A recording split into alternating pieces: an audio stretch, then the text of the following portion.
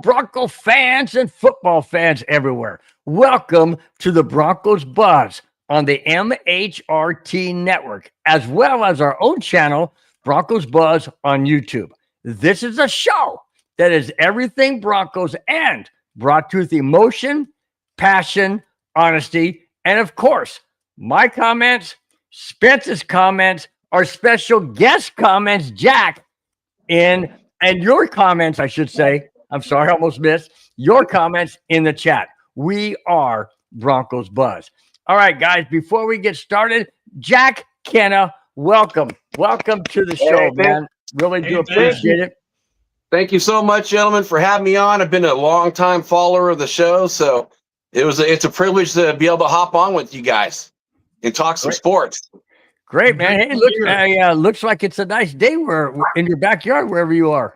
You're not raining right? Today. Yeah, I go out here. If you guys see me on the Wild Wild West, I'm usually outside. So when you live in California, normally you have decent weather, so you can actually be outside. Okay. Speaking of weather and stuff, how has your week been? Tell us how you've been. Oh, the week's good. I'm just so happy it is the weekend. So that's even better than the week. That's right. It was fabulous, except for was it yesterday? Not so good for me. Okay. Well, we won't go into that. How's that? We won't go down that road. Spence, how was your week, my friend? You know what? It was a good week. Got a lot done. Finally figured out and diagnosed why I'm having back problems and hip problems and everything. So we're solving those problems so that I can get back on the volleyball court and play 7 games and not just 4 or 5. So that's a good thing. Nice. Wait. 7 games, dude, of volleyball? That would tear me. 7 minutes would tear me up. Not 7 games. 7 minutes would tear me up, man. I've got a 10-year-old son who's 5'6", talks trash, wants to play sports all the time. He's out back right now with 3 buddies playing baseball. You got that big of a yard? No. What they do is they play with wiffle ball. Wiffle ball. Well, they hit it in the other neighbor's backyard. Knock, knock, knock. Yeah. Can we get a ball? They hit it in the neighbor's yard, right? Oh, that's hilarious. Get those wiffle balls over the fence. Got the big mean dog, next door. Yep. That's cool. That's great stuff, man. Great stuff. All right, let's jump in the chat real quick before we start the show. David Yonkin, bat lead off. Nice to see you, my friend. Says someone explain. This is good. I read this earlier. Someone explain how Bo throws on the run and 90% of his throws go towards the knees of the wide receivers, and he expects them to run after the catch. What do you guys think? He's short arming it. What do you think, Jack? You saw it last night. It's just not being accurate. I mean, if you can't get it there, don't throw it there. Do you guys think it's I personally think, and I know people have said many times, no, it's not, there's not a sophomore jinx, or not this or not that. I tend to disagree. I think it's a combination of things. I think it's unfortunately, I'm going to say this from my heart. Unfortunately, we won 10 games last year. Now the bar is raised higher because of what he did in his rookie year. I'm thinking that the playbook has gotten more complicated. There's film on Bo Nix for all these other teams, and they know his tendencies. And I think that that's all coming into play. What do you guys think? Go ahead, Jack. Go ahead, Spence. I'll follow. I was just going to say, the play calling has become really predictable. You know when a screen pass is coming. You know when a dump off is coming. You know when we're not throwing the ball down the field. And last night, he threw it past 20 yards twice. Once was intercepted into double coverage going deep, which I wasn't too upset about because it's almost like a punt. It's better than most of the punts we had last night. Well, the wind did play a part. 15-mile-per-hour winds, 25-mile-per-hour gusts. What do you mean? And 5-mile-per-hour shanks. True. And then the other pass where Franklin was wide open was woefully underthrown and should have been picked off. Mm-hmm. So this is the one thing that Bo Nix needs to improve upon is stretching the field. Jack, this is what I loved about your Raiders in the 80s, 70s, and 80s and 90s. They stretched the field. They were once a quarter, or at least, once a quarter, maybe more. They were throwing the ball over 20 yards, throwing the deep bombs, and they would go get them. We're not stretching the field as the Broncos. Well, do you feel that's because, maybe because since Mims was out, right? Isn't he one of your deep threat guys? Oh, yeah. Yep. He is, but Franklin's a good deep threat guy too, but they're not using him on these go patterns. Cortland Sutton didn't really show up last night. I were they double teaming him? Is something going on with this guy? Because in the last couple of games, they haven't really featured him. I know he was double teamed last week. I mean, that's an obvious thing. He was double teamed, but I don't know where he was last night. Franklin was the most featured guy. He's the only one that caught the touchdown. Right. So I don't know. I will say that I do think that throw by Bo running on outside, he going deep on that play that you were just talking about. There was 2 guys on him. Mm-hmm. I mean that why not? Again, I would have said, hey, just get that out of bounds, and let's go to the next play versus trying to force something there was no chance.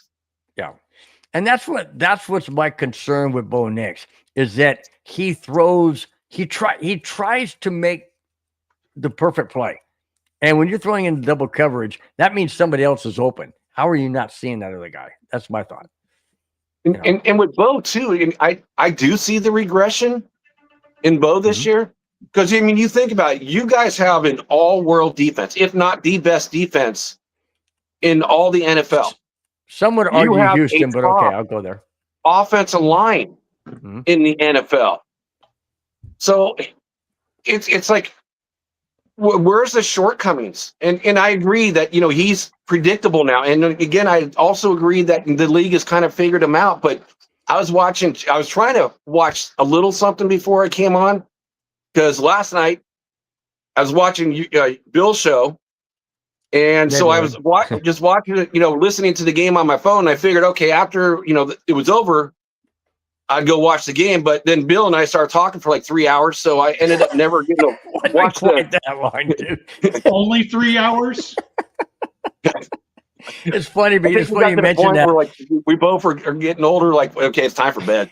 It's funny you mentioned that because Madunga says whenever I talk to Bill, it's like I gotta go. I gotta go. It's like been an hour.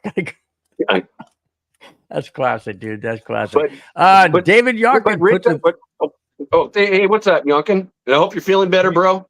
I hope you're doing well. Yeah, David Yonkin said, "Nice to see you, Jack." There you go, man.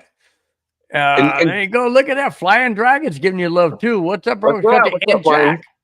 Amen. That's good, man. That's good. Good stuff, man. Good stuff. Like to see it. What's this, David Spence? You got glasses? I've always been wearing glasses. I got new glasses. That's about it. Maybe that's it. I don't know. How about this one by David Yonker? Bo looks like to me he's trying to force feed Franklin too much. We mentioned that last Monday on the show, right? Yeah. Spence, you and I mentioned that. It looks like he is trying to force feed Franklin. It's weird that Bo was building this great bond with Cortland Sutton last year. In November, December, he was the man. And now I don't know why Cortland Sutton is not being targeted more. Yes, he got 3 catches for 24 yards yesterday, but Franklin was double covered. So.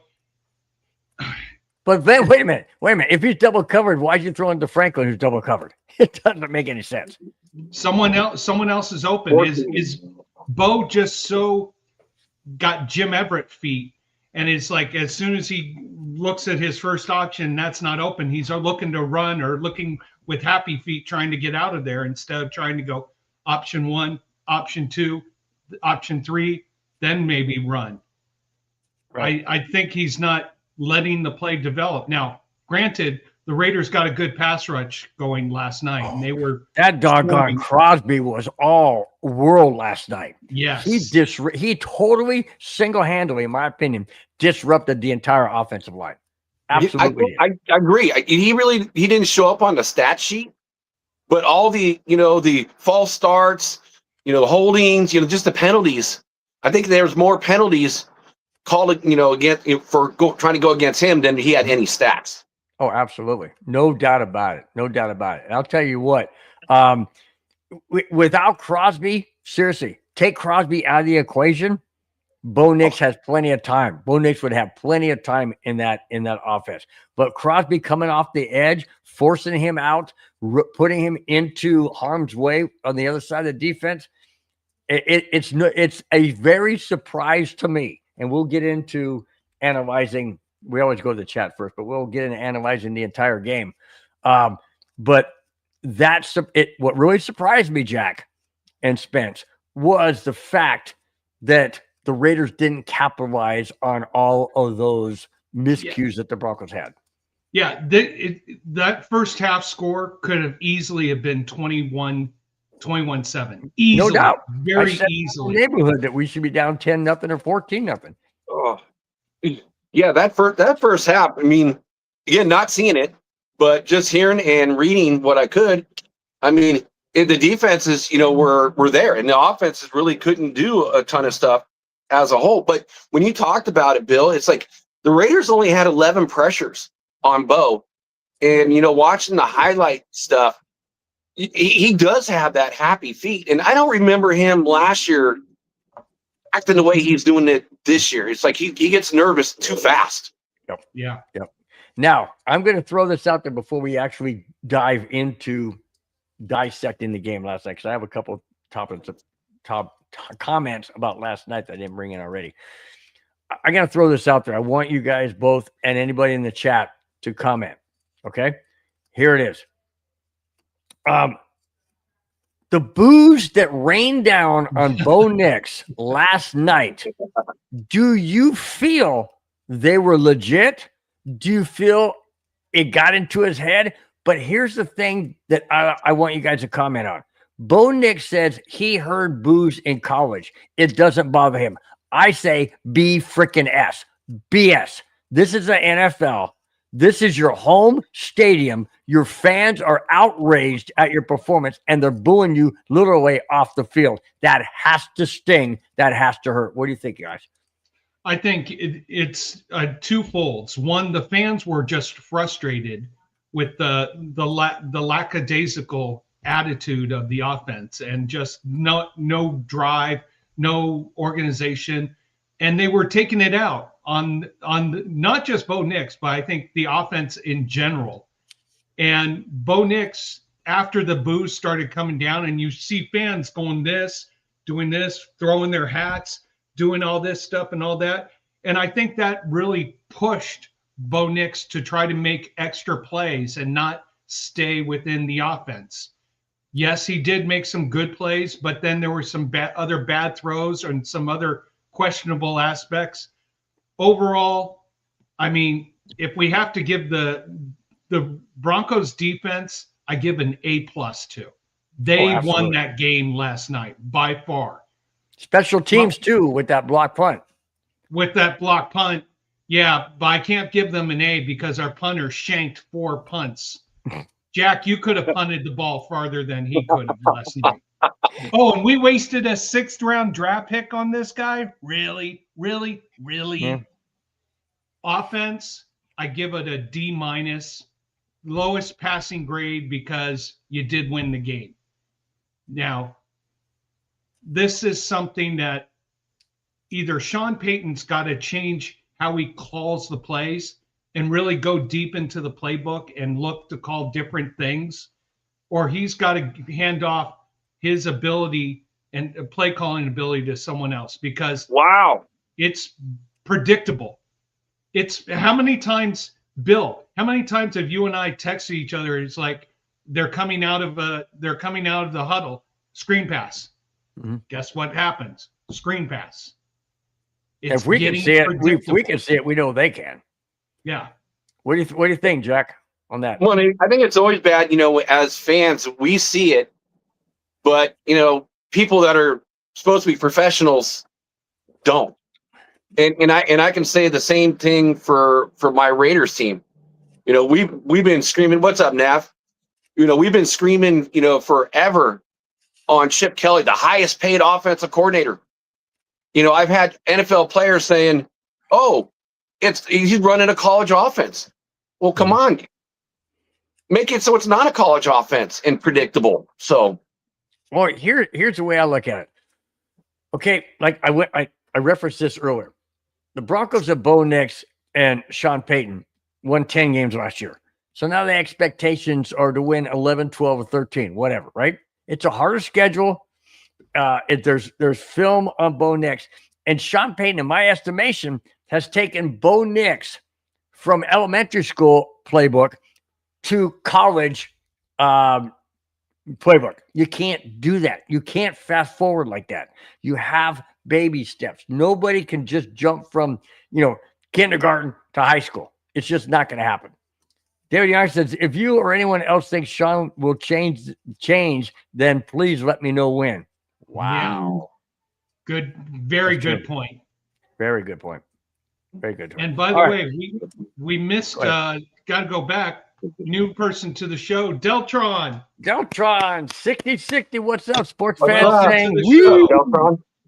Wait, sports fans saying we is hilarious. Okay, I gotta ask you, why do you say we is hilarious?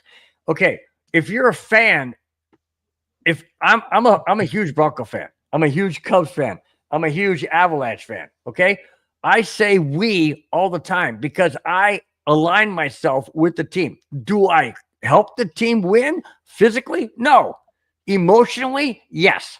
That's where the connection comes in. Why do you think there are fans? Fans are short for fanatics. Why do people show up at the game? Because they support their team emotionally, not physically, but emotionally. So therefore, I feel connected. That's why I say we. And it's also a part of our voices. So as us being fans in the stands, and if you can make it harder for the offense, that's big. And fans ultimately, have put pressure on the owners of the teams, depending on, how coaches, players, and you get enough people saying the same thing, and owners going, "Hey, that's my check." Yep.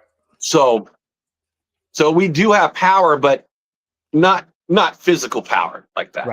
Right. No, but you got a good point, because how many times have games changed because an offense, or in baseball or hockey or whatever, that momentum shifts. You hear it all the time where announcers will say the momentum is shifting because the crowd is now in it. Or if the crowd is taken out of it, they say the crowd is out of it, the team is flat. You hear it all the time. So, excuse me, you're right. The fans do have a way of influencing the game and the play on the field because of the noise. They say Kansas City Arrowhead Stadium is one of the loudest stadiums in the NFL, and it's been proven that there's a lot of false starts or a lot of delayed games because they just can't hear. So you're right, fans do play a part. That's why we say we. And to go back to Bo, what Nav just said sounds eerily familiar, right, Jack? And 8-2 teams scared. Well, the way I would look at it is your team is rocks, but if you're in the playoffs, just imagine, you got a Patrick Mahomes or an Allen, type quarterback. I kind of feel like Bo is this year. I'm not saying he's young. He can definitely improve, but that makes me, if I was the Broncos, fan, that would make me nervous. Not so much the regular season, but once you get to the playoffs, based on, the talent level that you're going to see week in and week out at that point with this level of play. Yep. All right. Let's get to the first topic. We got 20 minutes and we're not even the first topic. We kind of glazed over it by bringing the chat. Hang on one sec. What? Mom's chiming in. Yes. Does mom still love me? Not anymore. What? Like your hat, Spence, I sent Bill's photo to Rivian for men. They will contact him soon. Tell Jack hi. Is he married? What do you mean? Wait, what do you mean Revion? What's that supposed to be? I don't know. I don't know what Revion is. I sent Bill's picture to Revion. What the hell? I don't know what Revion is either.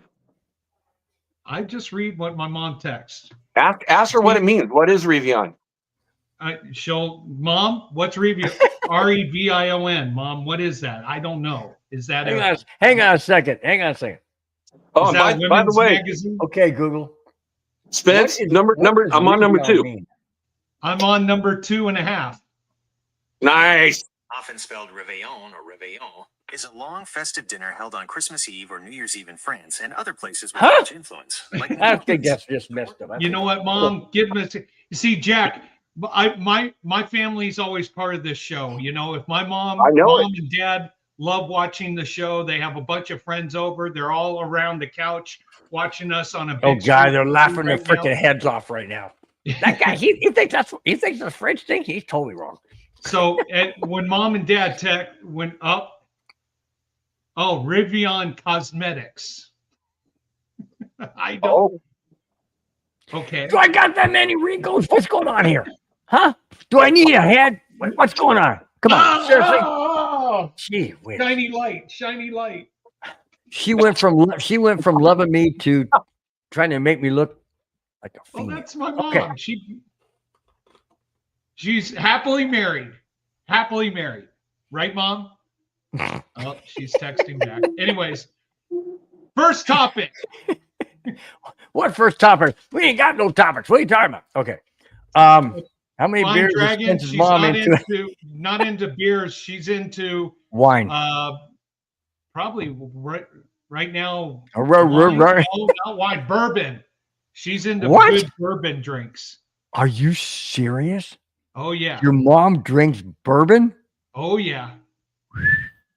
My mom used to drink those old Manhattans. Oh God, yeah. Gosh. You know what my mother-in-law, who's 97 years old, you know what she likes to drink? Jack Daniels. Nice. Nice. Hey, no wonder she lives to be. No wonder she's 97. Maybe that's what I should do. Start drinking. I can't stand that stuff. Can't stand it. Richie, a Broncos fan, hey, Charger fan, and Raiders fan. Well, the Charger fan has to be the one wearing the Kings jersey because it dang sure ain't me. Dang sure ain't me. That color hat that you're wearing looks like it's Charger color. It does. It does. Well, No, it's got the blue, but hey, this is the Sharks, San Jose. Oh God! I had to go with the theme. You know, we got the different sport themes. You know, I got the hockey. You know, with you, Spence. I got the baseball. My Giants with Bill. So yeah, we're changing it up a little bit. We multitask on this show. We don't just stick with football. We talk everything. Flying Dragon says your mom is his type of woman. Hey. That's great, man. That's great. Oh, shoot. 93. Hey, Ricky, it's like the Wild West, right? No, hang on. Back right here real quick. Flying Dragon says, not that one. Hang on. 93. Navman says, Jack's got the Jag colors rocking. Ooh, it kind of looks like it, right? It's just a hockey. Yeah, well, you know, there's a lot of different colors that work together. So, all right. First topic, 25 minutes into the show. Well, a little over 24 minutes. That's our show.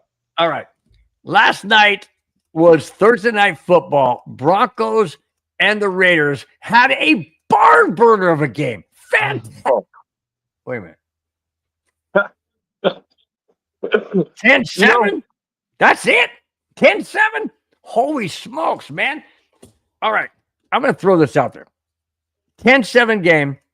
Wind was 15 miles per hour sustained. 25 gusts. Yes, it was, Spence. 25 gusts on occasion. Punts were horrible. They weren't going for it on field goals because even though Lutz tried a 56-yard field goal, it was way short because of the wind. They weren't doing it. Does this game 10-7 Bronco win only because we got an interception and got it down to the 10-yard line? Still couldn't score a touchdown. Got a field goal because it was short. Does this game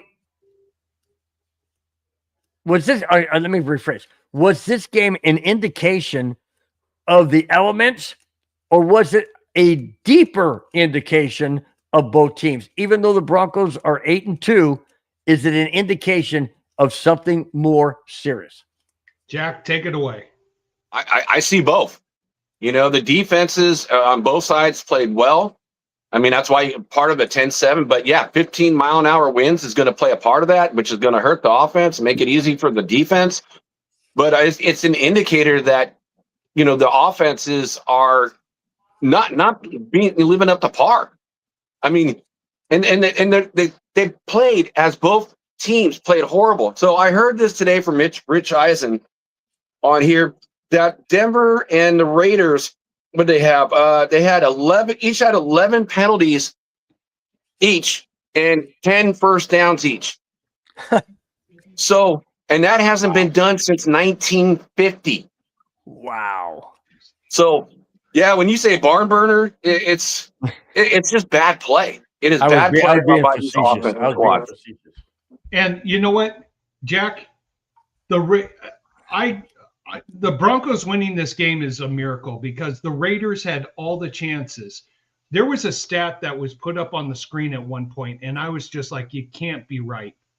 The Broncos' average starting position was their own 4-yard line, where the Raiders' average starting position was their own 48-yard line. 48-yard line. And you still can't score. You're on the 48. So then what did that tell you? Inept offense. Inept offense, or is it the sign of good defenses who are both. Making both? Combination of both. I'm going to say this. Both defenses played well. Both offenses had horrible play calling. There were some plays where it's like you're running a running play. What was going on that 3rd and 2 where where Smith tried to do a little push by himself to try to get 2 yards? I mean, what was he thinking? Why don't you hand the ball off to Gentry and let him get 2 yards?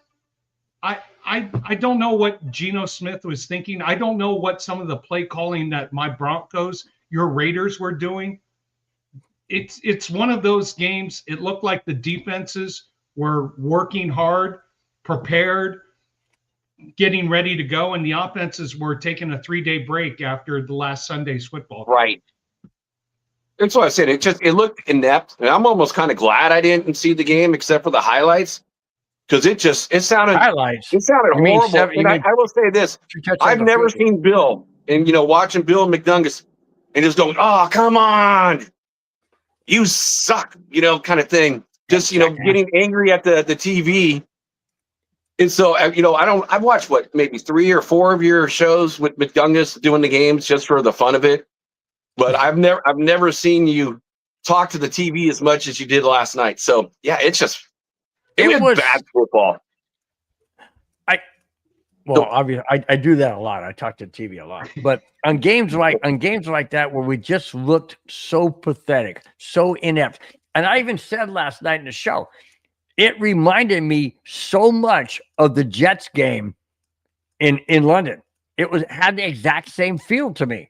We couldn't do anything. It came down to the last second where we got a field goal, whatever. This offense is horrible. And I didn't bring it into the show. I didn't put it in my notes. But I did read where fans are now saying, is Bo Nix really the quarterback of the future? And that is alarming. That is alarming. Because is it really Bo Nix? Is it really Sean Payton? Or is it a combination of the two? I think it's a combination of the two. I think it's Sean Payton not calling the right plays to match Bo Nix's talent, and Bo Nix pushing and maybe overdoing things and not following the script and going off script and off kilter too many times. Again, my one thing I would like to see, and they only did it once last night, Jack, throw the ball deep, not into double coverage where it was obvious, but run a post pattern, run a play where you have some guy one-on-one running a post pattern and let Cortland Sutton or Franklin go up for it. That's where, and then you're extending the field. You're making the defense starting to think. I saw another camera view while I was watching the game.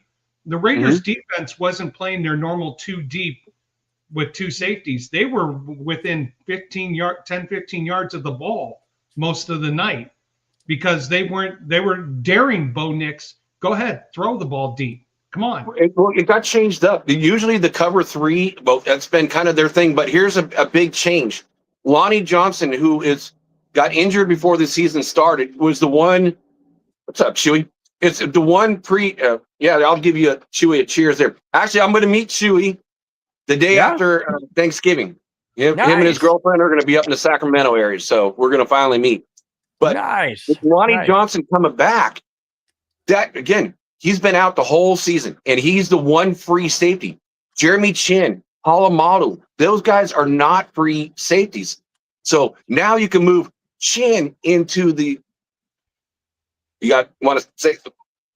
No, we always do this every time we get. Oh, David Youngkin, thank you so much. Super chat. Thank you so much. Go ahead, Jack. Go ahead and read. Anytime we get one of these, we hope what we're doing. We always give praise and appreciation to the chat. Thank you very much, David Youngkin. We really do. Houston, we have a problem, and it's either Bo or Sean. I think you're right on. I think and by the way, we keep it up there for the entire comments. Yeah, I think it's either Bo or Sean, or it's probably both not being on the same page. Jack, thoughts on that? Oh, geez, I'm sorry, but I don't know. I do see it's a lot of Bo. Again, I saw Happy Feet, and I don't remember seeing that last season. And I do agree that teams are figuring out, kind of his tendencies, what he likes to do. And yeah, with Sean Payton, Sean Payton's really has done it. Last year, Bo looked good with Sean Payton. It looked like a hand in glove. And I don't see that this year. Again, Bill, you could be right. Maybe there's too much on his plate. They're not changing the plays up enough. I don't know. Just it's not the same Bo. And yes, I think it could be time where if he doesn't get his act straight, and do something when he gets into playoffs, that is going to be where the signs are all going to be. It's either A, he steps up, or B, if he really stinks, they might be looking at something different, and he may have to step out. Well, let me ask you hang on a second real quick. There's been a lot of talk that I saw today where people are already saying that if Bo goes into year 3 and continues to digress, then that's a Bo issue and Broncos need to move on. That's scary. Well, let me ask you this. And that's coming from NFL insiders. Now, let me ask you this, Jack. Was the Raiders defense part of the problem that caused Bo to react the way he did last night in your opinion? From what I saw, I know what my defense does, and I like I was saying, getting Lonnie Johnson back, at free safety was big. Then you can put Polamalu in the box, and he got a pick, and then you can move Jeremy Chin. You can move him over to the big slot guy. So I do see that makes more problems for offenses, and I've loved my defense. Honestly, gentlemen, I thought my offense was going to be top 5 versus bottom 3. And I thought my defense was going to be way worse, bottom 5, and they're mid of the pack. So, Yes, I do think it's weird because, and again, I don't know if you guys knew this, but when you lose players like Spillane, your starting linebacker, and the way I saw him is like your linebacker, and I brought this up on the Wild Wild West show, and I'm trying to remember his name. Oh, Singleton. Not the Singleton this year, but the Singleton last year. Last year, Singleton was much better. So Richie brought this up, and I'm going, wow, my linebacker could make the Pro Bowl this year. And then I looked at Singleton stats, and they were even better. So you lose him, you lose your other starting linebacker in Diablo, you lose your safety Morrig, to Green Bay. You lose your slot corner to a $48 million, contract, but now the guy's sitting on the bench and you replace him with Dollar Tree stuff. Wow. Hey, David Jonkin, my gosh, dude. Thank you so much. Thank you so much. Go ahead, read that, Spence. Sean will not bench him. Sean will go down in flames with Bo, so let's be real. Well, let me bring in this situation. I think the next 21 days are critical for the Broncos because they only have one game now over the next 21 days. One game. That's against Kansas City. They're off until the following Sunday, and then the week after that they're off. So this is the time that they need to get their act together. We have our bye week after the Chiefs. Yes. Oh, that's right. Week 12. Thanksgiving weekend, we have a bye week. We have a bye week. So Thanksgiving. Yes. So good. This is a chance. Oh my God! Wow, Nav man. Look at Nav. Nav man, come on, man. You guys are absolutely generous. So grateful. Thank you so much, guys. Can't remember. Jack, we got to have you on every week. Can't remember last I saw an 8-2 team worried about the offense. Well, yeah, I can see something close. Stidham not the fix. Come on, D is ridiculous. Actually, you may remember an 8-2 team where the offense was and the defense was incredible. 1985, Bears. where the Bears were having problems with Jim McMahon. Walter Payton wasn't doing everything, but the defense was not just stopping everything; they were scoring. Okay, you want to compare that a little bit? Let's just compare that a little bit. Okay, that defense was outstanding. Broncos defense is equal. We got 45 sacks now, getting closer to 72. Okay, now that being said, that's equal. That's crazy. You're right. That's crazy. That's equal. Go to the offensive side. Who did you just say? Walter Payton, right? Hello. Oh, yeah, you got Walter Payton. You have a great wide receiver. We don't have a Walter Payton type of running back. So our offense cannot be equal to the Bears offense of 85. Jim McMahon is much better in 85 than Bo Nix is in 2025. Yeah, but the offense struggled. The offense, if I remember right, that Bears offense struggled the first half of 85. I know, but what I'm saying is if we're trying to compare apples and apples to oranges and oranges, defense and defense, offense and offense, the Bears are much better on both sides. Yeah, agreed. I was kind of also thinking the 2000 Baltimore Ravens. Because right now that quarterback play, but Trent Dilfer. Yeah, that's true. That Ravens defense was insane too. How about, you want to go back to defenses? How about the 2015 Broncos? But how was your offense that year? Peyton Manning wasn't that good in 2015. The defense won that Super Bowl. That is in true. 2016. So there you go. And Bill, then I got a question for you. Yes. Actually for both of you, how do you compare the 2015 Broncos offense to this year's offense? 15's better. 15 was more versatile. Yep, much better.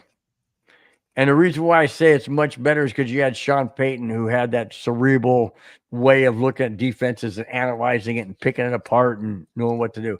Not Sean Payton. Bo Nix is light years south of that. Hey, another new person.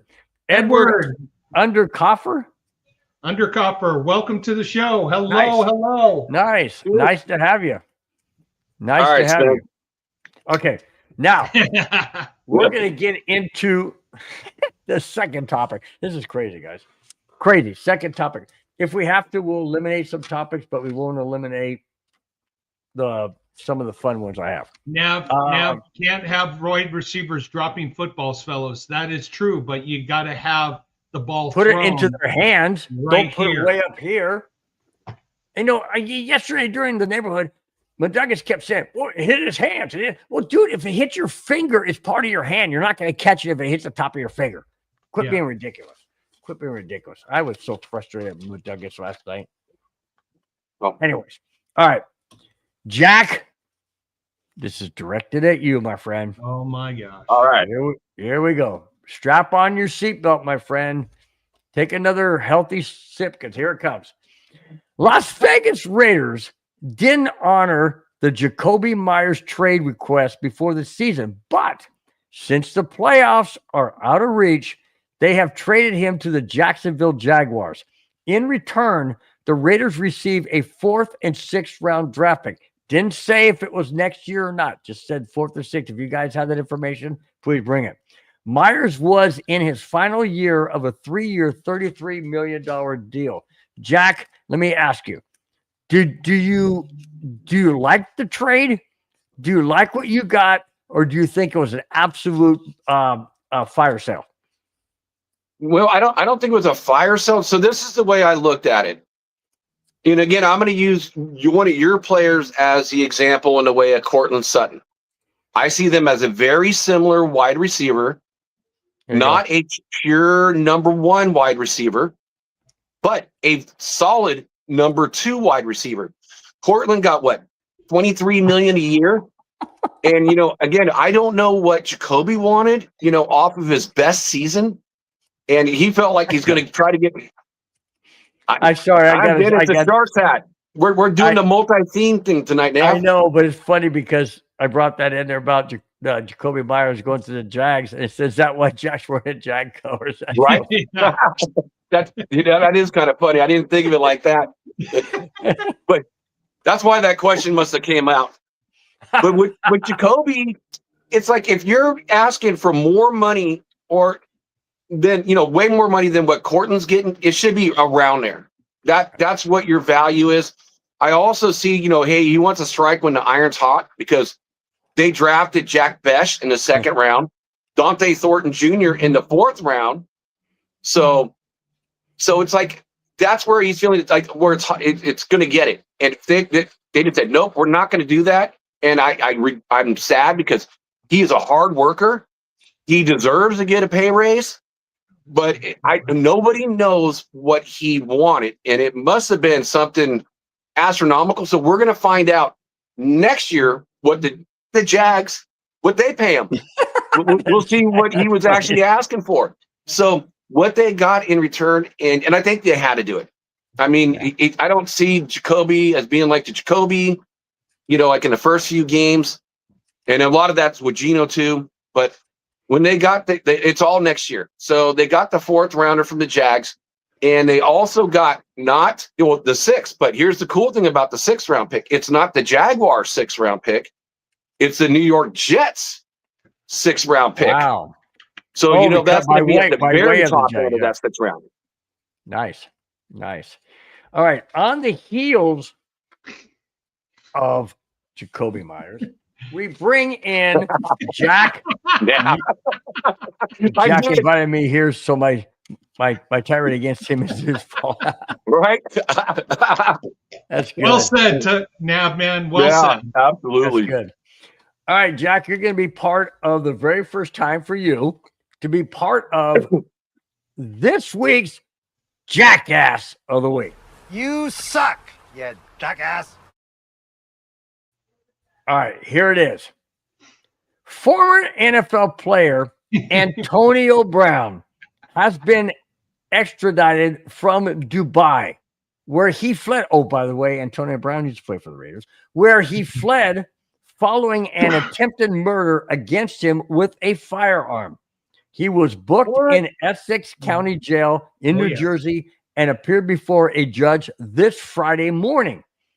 He will be transported to Miami, where he is set to face trial in connection with the incident in last May at the Aiden Ross boxing event.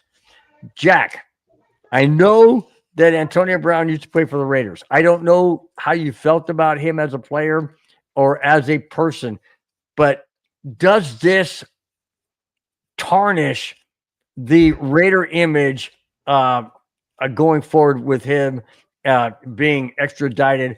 By the way, he fled to Dubai so that he would not be charged, and he kind of flunked at his whole look what I'm doing kind of thing. Now he's not fighting it. He said, okay, I surrender. I'm giving it. Do you? What? Okay, I should let me rephrase it. What do you think of that whole situation? Hey, Raider fans, you know what I'm going to say, and you put it in the chat. FAB, FAB. You know what? And I've got to correct you. The Raiders signed him. The guy's crazy. He shows up in a hot air balloon, for practice, but he never played one snap of the regular season for the Raiders. So he can go and kick rocks like there's no tomorrow. Oh, I got what FAB is now. Okay, FAB. You want to know something? We had this topic during the summertime, Bill. What did I say? I told him, enjoy Dubai because you're going to be extradited quick, fast, and in a hurry. What's going to happen is you're going to be sitting there thinking you're invincible, you're untouchable, nothing's going to happen. Someone's going to grab you. You're going to go down. He went down. Guess what, Antonio Brown? You think you're above the law? Nope. Zero. Do you think Antonio Brown's a clown? Yeah. That's how it works. Either one of you, do you think he gets jail time? Oh, yeah. You do? Okay. He is lucky he was in Dubai. It was Dubai. Yeah. Oh, if it was another country where we had better relations with, anything's possible. So you really do? You both of you think that he'll really get jail time? I mean, because you know how the NFL like to protect their people. Not when you start not him. brand. Okay. Not him. No. All right. Well, Jack, I talk about hey, it now, all agreed to clown, dude. Yeah, no, I talk about it all the time on the show. Everybody, you've done it. Bill's done it. I've done it. Everybody in the chat, you get this level of invincibility where you think you can say and do and act any way and you're untouchable.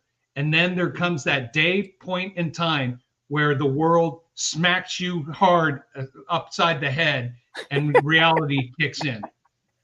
Ask Clown needs prison time. I'll make a call. That is so funny, man. That's classic, dude. That is classic. I like that. Good point. All right. We will back out of the jackass of the week and go to the next topic. You suck, you jackass.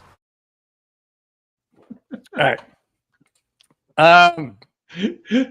I'll let you read that one. GFYAB. GFY. Ass ram. Good for you. Oh, good for you, Antonio Brown. Ramming is available.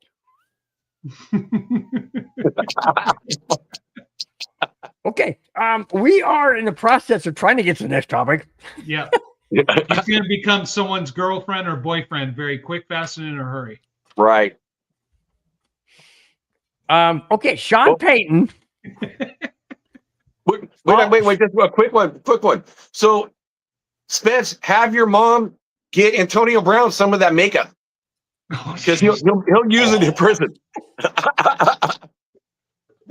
Mom, you want to comment on? That is good. That's good, Jack. Yeah. Oh, I don't. Wait a minute. What? We got to give a quick shout out to my best cousin, Emma, who's watching from Boston. Emma, thank you so much for watching tonight. Hope you're doing well. Oh, and that also reminds me, I don't know if she's still watching, as we're 50 minutes into the show almost. I wanted to give a shout out to Cindy. I'm not going to say her last name. Co-worker I used to work. She was a teacher at a school district I worked at. She said she was going to check out the show tonight. Really do appreciate her support. So, Cindy, if you're still watching, thank you. If not, I will send you the link. You can watch it, rewatch it again. So, really do appreciate it. Oh, she is there. Nice. Nice. Thank you, Cindy. Thank you so much, man. I love you, girl. Love you, girl. Thank you so much for your support. I'll be back in a sec. I just heard a crashing sound downstairs. See that? Cindy shows up and you got to leave. What the heck? Hey, Cindy, come on the show. Take over, Spence. That would be good. That would be good. Oh, that's cool. Thank you, man. I'm overwhelmed. I am. She's a dear woman. I adore her. Absolutely adore her. Absolutely adore her. Okay. Sean Payton, following last week's game, showed frustration over special teams players for being tardy to get onto the field. Special teams coordinator Darren Rizzi took full blame for the players' actions. Sean Payton said, and I quote, "I'm not directing this at Rizzi, but the players themselves. If you're the players, if you are the players and you're supposed to be on the field and part of the 11, pick any unit and you're sitting on the bench, then I have a problem." End quote. Sean Payton is angry and frustrated at the special teams. Absolutely frustrated special teams. And it's been an ongoing situation throughout the entire year. Doesn't the coordinator take responsibility for that? I mean, if you're a manager of a baseball team, you're not firing the entire team. You're firing the manager. If a special teams is not performing the way they should, it doesn't. And Rizzi said he took full blame and he's trying to correct it. But he, like Madunga said, he cannot be those players. He can only try and help those players. But doesn't it eventually fall on how you coach players? Or am I wrong? Honestly, I don't think a coach can get into a kicker's head who is shanking punts left and right. No, we're talking. How about that? How about Bandy, who muffed up that punt? Yeah, you didn't let me get to that, Bill. But also, performing on the field, you can't. How is it the coordinator's fault that you're shanking kicks, you're fumbling, punt catches? You have a kicker who's trying to kick into the wind, comes up short. They have to perform. Now, it's like a manager when one of your employees is not performing at their peak, it does fall on your hands and your head, even though other things may be working out. When someone's not performing, it does fall on you. Should he be fired? Should he be let go? Not at that point. This is a trainable moment.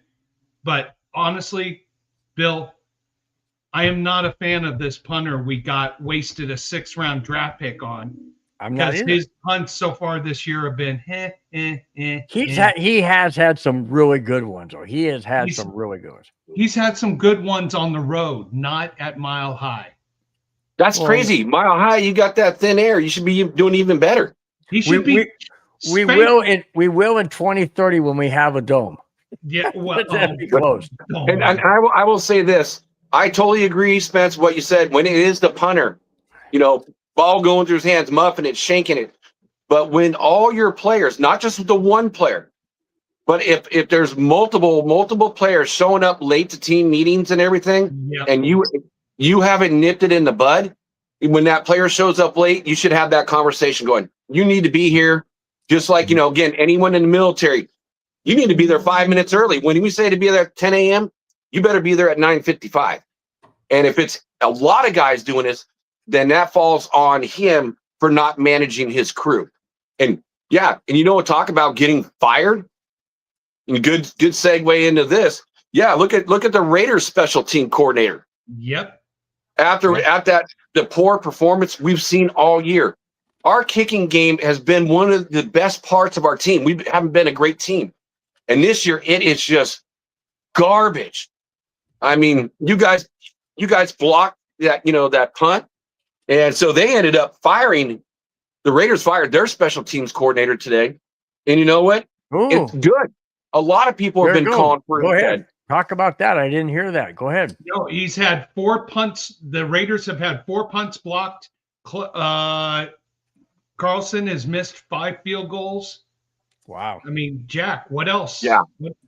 A lot of it's on Carlson, but even more so when they get blocked. When a field goal gets blocked, I blame it more on the offense or the line for not doing their blocks correctly.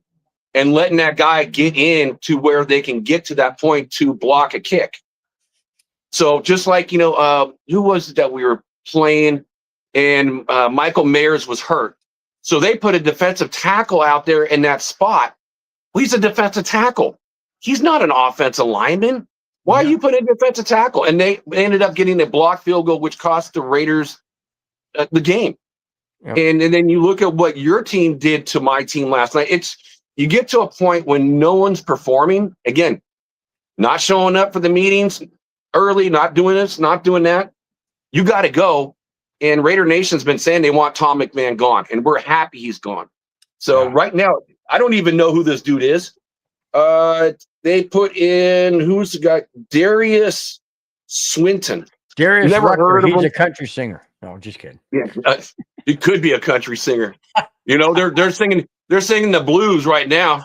With the country songs, and hopefully one day we can rewind it and go backwards, and have good things happen. Yeah, like countries, they say, if you play a country song backwards, you get your wife back, you get your horse back, you get your truck back. So there you go. 93 Navman says, I never ever thought that a punter is a weapon, but damn, AJ Cole's about it. Do you agree? I'll answer that. Yes. He could actually be the best punter in NFL history, which no one really over Ray Guy. Over Ray Guy, potentially. Wow. And also, I forgot, Nav, you're in the chat. This is what I love about Nav. I'm trying to remember who the other punter. Right now, you got Ray. Actually, Shane Leckler. Shane Leckler's ranked number 1. Ray Guy's number 2. AJ Cole outkicks all of them. Wow. But, you got to put circumstances based on the era and the teams they've had, though, too. Yeah. But those two kicks last night where he got the ball inside the 1 yard, that one kick where the ball bounced and went directly sideways out in between the 1 and the pylon. I mean, you cannot, Jack, you could give that guy 10,000 chances to do that. He'll never do it again. No. That's how special that kick was. Yeah. That was amazing. I actually have watched it like 3 times just because it was, again, watching the YouTube, just trying to, find some stuff since I didn't watch the game. And it was like, when I saw that, I had to pause. And I'm like, rewind. That was special. It was insane. That is a weapon that really invigorates your defense. And the defense played so well last night for the Raiders because of the position your punter and your special teams put the Broncos in offensively. Yeah. All right. We're going to move on to a segment, Jack. I don't know if you probably have been in the chat to hear about this. It's called a segment called Did I Do That? Okay. So here it is. And it goes back to that show. What was that? Urkel? What show was that? That had Urkel like, did I do that? What show was that? Guys in the chat, help me out. That was just play the song. Please. Just trying to. Anyways, all right, here we go. Did I do that? In the second quarter of last night's game, Raiders' Ashton Gentry was trying to break off a huge run, but Singleton had other ideas. After the stop, Singleton makes a sexual gesture by jumping up and down and mimicking of holding his junk. What? This could lead to a fine from the NFL. If you want to go look at it, it's on YouTube. If you want to go look at it, it's on YouTube. He jumps up and goes like this, jumps up and down, pounds his chest, reaches down, jumps up and down, grabbing himself and mimicking, motioning towards Gentry. So my thought is this. First off, why would you do that? Right. Second of all, the NFL is going to come down heavy on that. They're not going to like it. And third of all, this is a bigger question. Should Singleton have been benched that game, or should he be reprimanded by the Broncos? I didn't hear anything where the Broncos came out and said anything against Singleton. My thought is they should have. And if they don't, then they're not leaders. I think what they're going to do, they're going to wait for the NFL to make their opinion first, and then the Broncos will follow that. I mean, come on. This is the professionalism that separates the incredible teams from the teams that want to be the top notch. I did not see the play. I was on the beach volleyball court last night, and I missed it, and I'll see the replay of it.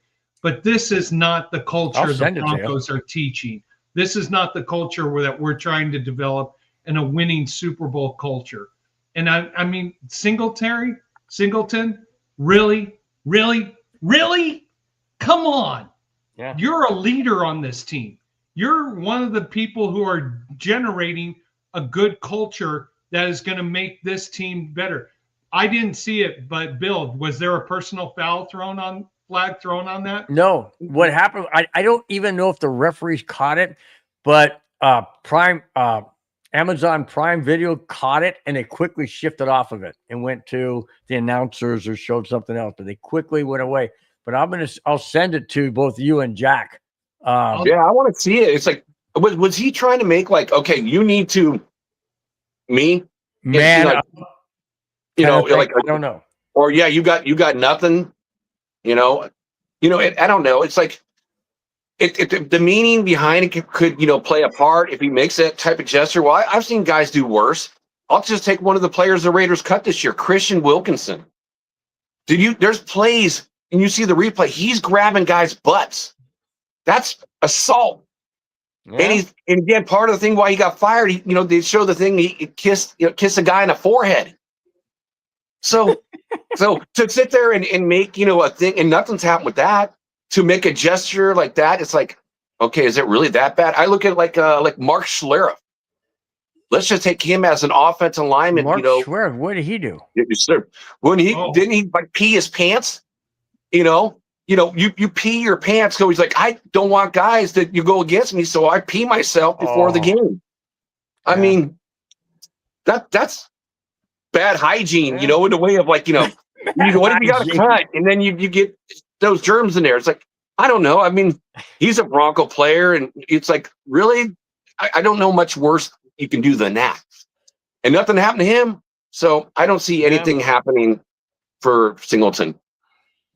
Yeah, and that's probably why the Broncos have not made a comment externally, because the NFL hasn't done anything yet.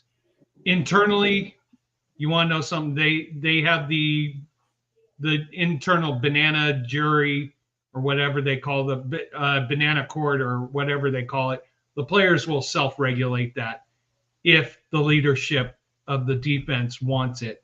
Now, if the defense is gonna celebrate that effort, then you know what? I'm losing respect for that defense. This is a defense that is dominating. All right, lead the way. And I just sent Bill, you just sent it to us. I just sent it to you.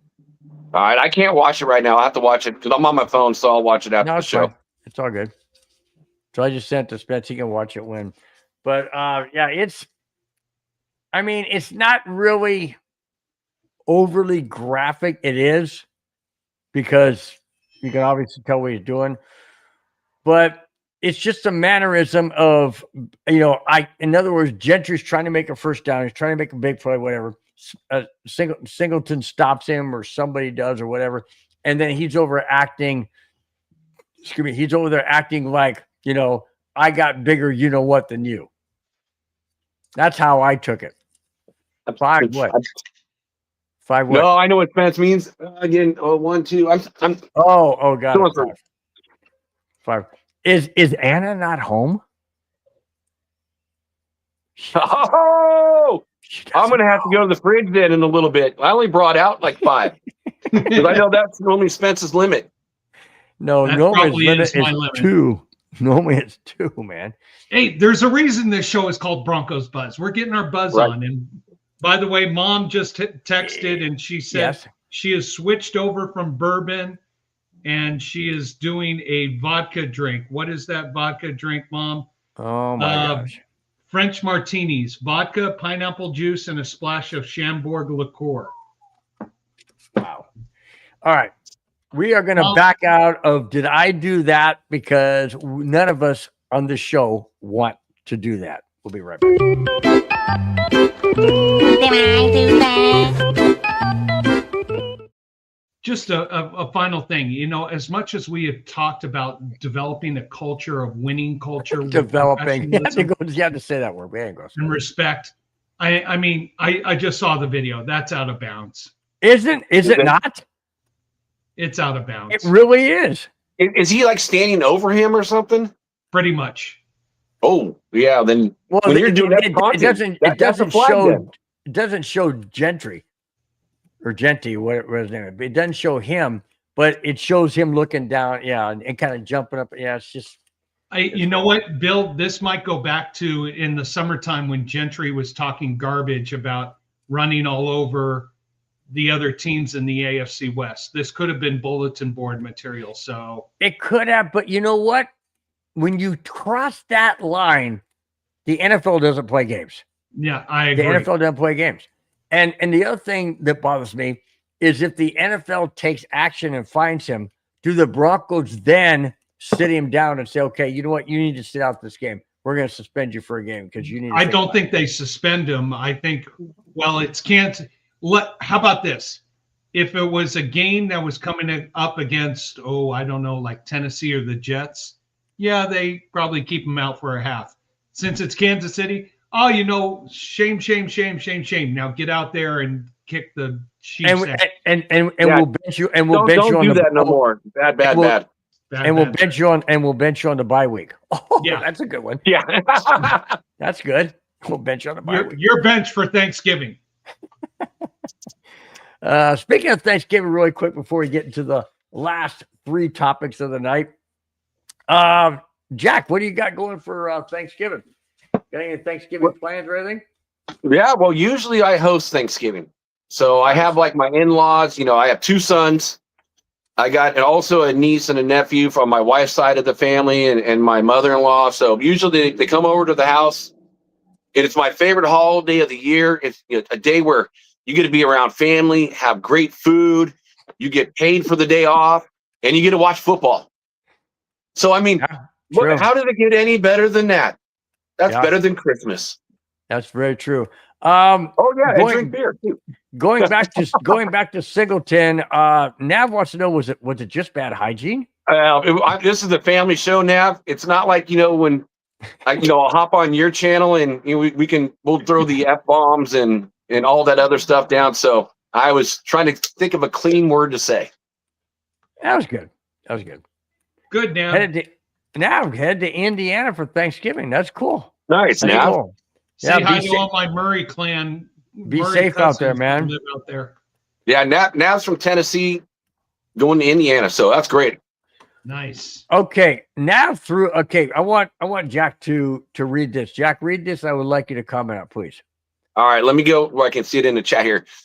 Pete Carroll said, "Are you the stupidest retard on earth?" To the ref. That shit pisses me off. I don't know. Nav, what do you think about John Madden? I know he used to go off on the refs, so it used to be a lot worse, I think, in the older days than it is today. But so I don't know. I mean, again, it just depends. I didn't see the game, so I'm not sure what the play was and maybe you want to put it in the chat, what happened there, so I can have more context to see it. But just that alone, no, that doesn't bug me at all. Okay. I understand in the heat of the moment, you people talk about instances where, a police officer will be chasing somebody and afterwards they even say, in the heat of the moment. It's always the heat of the moment that either rash decisions are made or wrong decisions are made. And so I think a lot of these times, you talk about, people say, well, it's a sport, it's football, it's baseball, it's hockey, it's basketball, whatever. It's the heat of the moment. Well, when your emotions are fired at the highest element, you're going to be emotionally triggered. We see it all the time. A batter is up to bat. He gets hit on the shoulder by a curveball. Not that he charges him out, or he throws his bat or whatever. It's a lot of pent up things. The Raiders, in all defense to you, Jack, the Raiders are not having a good season. So obviously, emotions are going to come out, and I don't blame him for that. I mean, it's not the reference. It's not not directed specifically towards the ref, perhaps, but it is an emotion and a built up anger that propels it towards the ref, because that was the straw that broke the camel's back. But the thing I would also tell Pete, again, as the leader of this team, you don't need to make any enemies. So if there's like a close call, well, that ref is just going to remember what you just said, and he's not going to either give you that cushion, or he's definitely going to go the other direction. Yeah. Let me ask you this: is stupid retard a double negative? That's something. Well, that's something I think a lot of our generations, that was kind of the sayings way back in the day. I got. Who's calling me? Jack, it just sounds right. Yeah, it's like okay. I mean, I don't know how everyone is. I just turned 55. I know Nav is right around my age. And, when you're a kid, that would be like a saying that you would say when you're in elementary school. So I can see how it would carry through, because if it was popular at one time, it's going to kind of carry through. And so, but I don't know, Pete's 74, so it must have been around for a long time. Jack's the young guy on the show. He is the young guy on the show. Hey, I'm the older guy on the show. That. Nav says, "Hey, Bill, do you ever say anything you don't mean?" No, you do not. If said, if not meant, why say it? I say it because it's an emphasis. When I say that I really mean this, that comes from more from the internal part, rather than just off the top of my head saying, "Hey, you know what, guys, this is what I think." When I say this is what I think, it's what I mean, but it's not internal. When I say that, guys, I really strongly mean this. I really strongly feel this. That comes from the inner heart, soul, passion. That's why I say that. All right. Just to clarify. Whew. Not aimed at you, Bill. Well, now we can almost rephrase that a little bit towards our coaching staff, right? So, Brennan Carroll. Well, why? This is Pete's son, the offensive line, coordinator for the Raiders, or coach, and the running back coach. Oh, why would you take the most highly touted second-round pick coming out of college that year in JPJ, put him over at right guard? Exactly.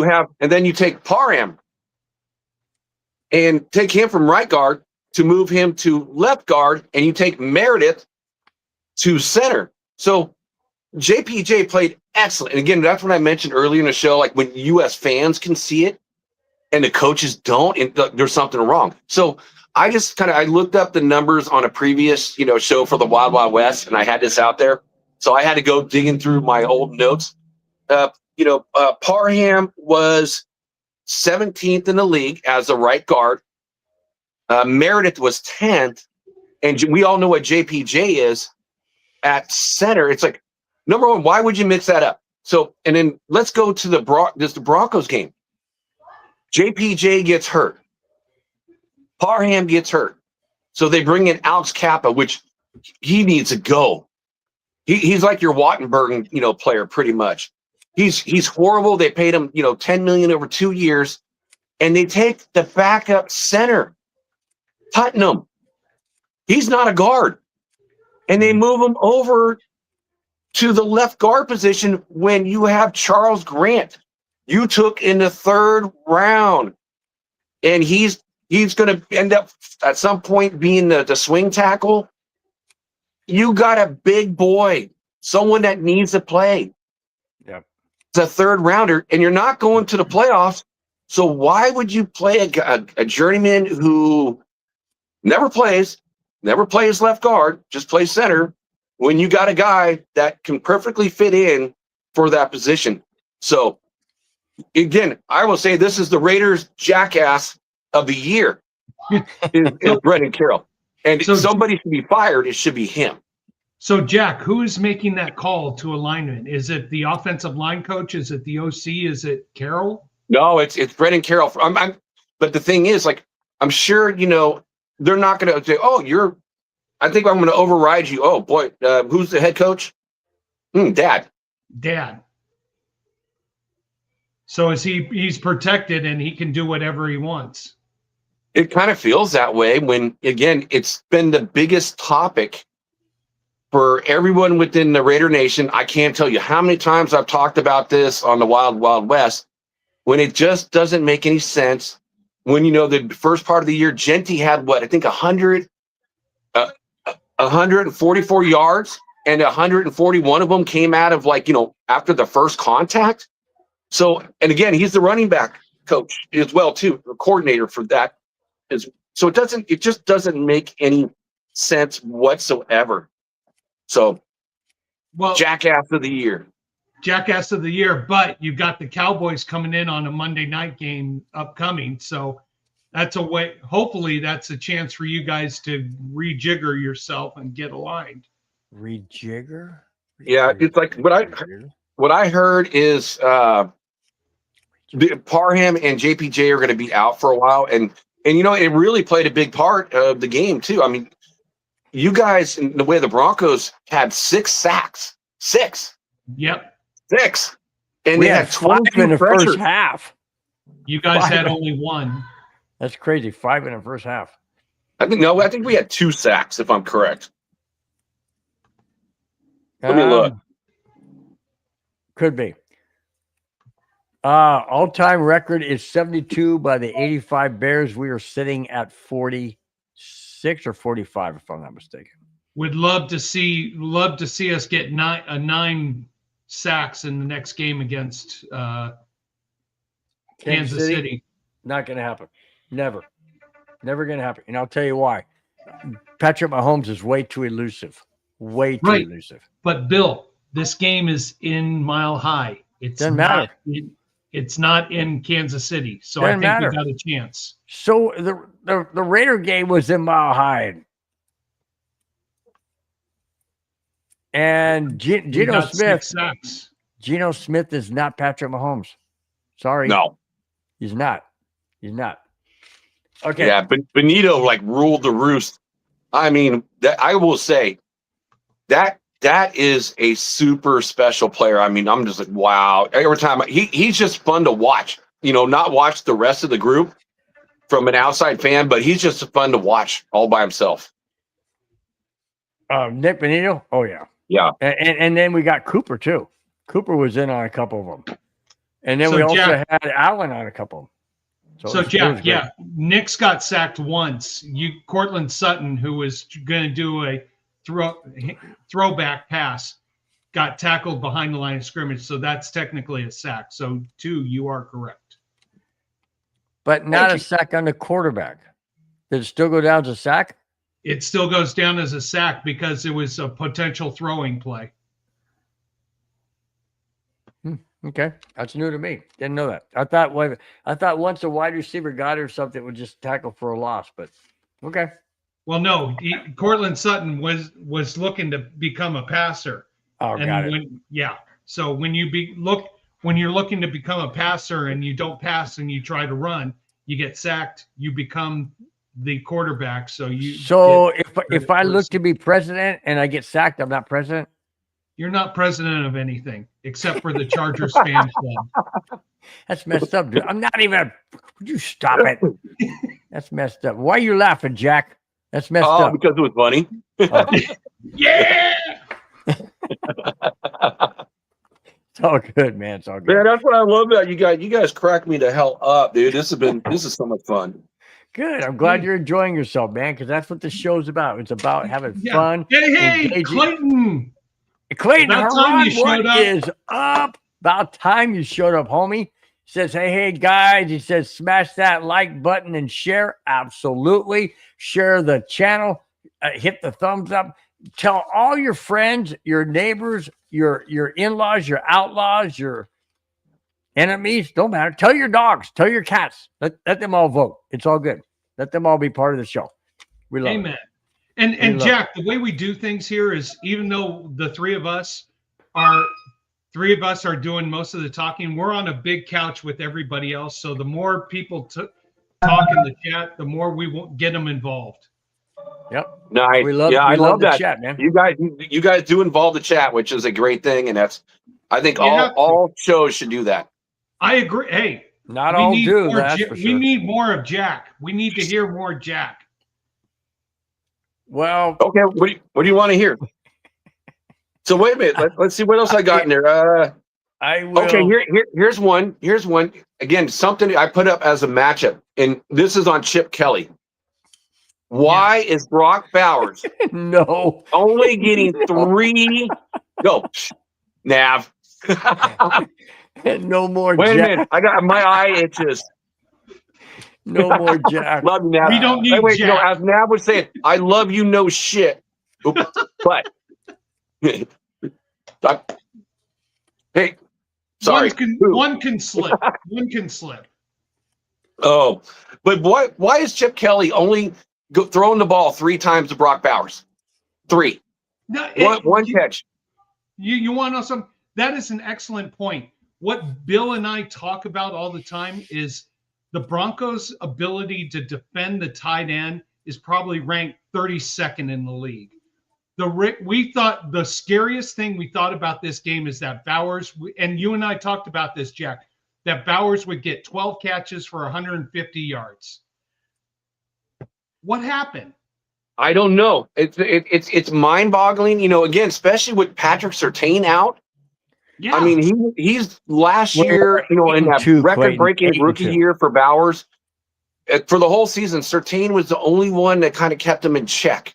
And from what I understand is that with Surtain out, is the Denver's gone a little bit more towards the zone, which it totally fits Bowers. Bowers can read the zone and get into those open spots. So it made no sense whatsoever. And it's like, okay, you can't do that. He's your best weapon on offense, period. It may be the best player on the entire team, and you don't utilize him. So but they were showing a few times on the broadcast that Bowers was getting double teamed. Underneath, that would make sense. I would double team him too. I would double team him because that's your only real asset on offense. Well, they did get the guy. They did. You guys did get a receiver though, Jack. Who'd you guys get? You guys got it. I can't remember his name. Oh, what's his name from Seattle? One of Pete Carroll's boys. Yes. Lockett. Lockett. Yeah. So he was the leading receiver. You know, this week he had what, five receptions and 44 yards at 8.8 a clip. Yeah. And he shouldn't be your leading receiver being in week 2. Again, I know there's a connection between Geno and Lockett, but yeah. So I'm gonna throw this. Go ahead. Go ahead. You go first. I'm gonna throw this out there. After this season, is either Geno Smith or Pete Carroll gone? That is a really, really, really good question. I mean, I can see both sides of the coin because I do believe that Pete's not going to go. Mark has seen enough turnover to have to reset the team. You get different guys in there. They want different style players. So you're always having to let guys go, bring new guys in, and you're never getting anywhere with that. So I do see that Pete is going to stay. But it is interesting the way, because again, we have a general manager in Spytech who works a little bit different than Pete. And the whole thing, the way this contract was set up, It wasn't like the Russell Wilson contract where you guys were eating big money. Ooh, you just froze. Spence. He just iced up. I know. He's having an attack. And you know what's crazy, Spence? Russell Wilson's numbers are better, way better than Geno's. So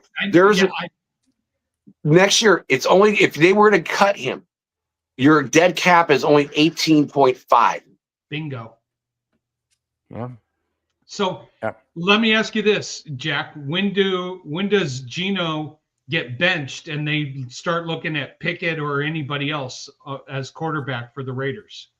You saw it last night when Geno got hurt, getting tackled by Benito. Right. That's the only way that guy's coming out. Mm-hmm. Yeah. So is Pete Carroll willing to put his job on the line to stick with Geno Smith until the very end? Well, that's what I'm saying. For the rest of this season, yes. Oh, wow. So, yes, this season. Because, even when Geno was horrible, this is what Pete Carroll said. Everyone, when Pete Carroll came over, it's all about compete. C-O-M, capital P-E-T-E. Compete. If you're a Pete Carroll guy, you don't compete. So when Geno was just that bad, and you know what he called it? He was like, well, why didn't, even the media, asking him at a press conference, why didn't you pull him? He's doing that bad. What he said, it felt like Alvin Iverson. It was practice. We're giving him practice. So, so he's not going anywhere until at least to the end of the season. And then we'll see. Clayton Huron says, go ahead. Clayton Huron says, it was weird because Geno looked so good against New England, at New England that first game. And ever since then, it's been all downhill. Agreed. And, they had 9 plays that were 20 yards or more in that game.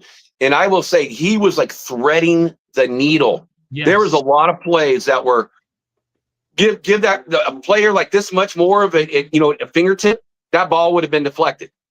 And it's double coverage.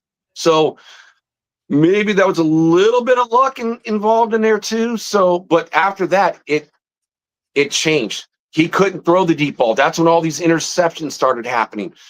And they're not using, denting the way they should have, but they kept throwing the ball, even when you're in the game, they're not running them the ball. So they're going deep passes, not working. So they start shortening it up, kind of like what they did against Jacksonville. And I thought they should have done more of that, against your Broncos, especially flaring your running backs to the outside, because you got track stars on your outside. I mean, but what is Benito? He's got the fastest get off time in the NFL.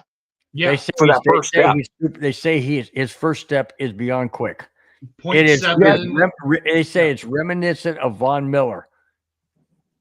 And maybe what a Lawrence. This would be a great. Lawrence Taylor was kind of like that type of guy too. Yep. So I'm not saying he's a Lawrence Taylor, but I'm just saying the get off. Right. He's phenomenal. That's why I like watching that guy. That's what I'm saying. He's getting in there so fast. We'll dump it on the outside of him because he's already on the inside. Yeah. It seems weird because Pete's offense is based on the rush. The running game sets up the passing game, but it looks like right now it's the other way around. The passing game's trying to set up the run game. Yeah, I agree. Well, again, at expense, it has been that way because, again, what I said earlier is that when you're getting hit in the backfield, and you're getting touched before you're even passing the line of scrimmage, and the majority of your yards, from Genty are that way. Well, again, it reverts back to the offensive line that I just mentioned. Why play everybody, out of position? Because it doesn't work, and we all can see it. It doesn't work. What do you think, Spence?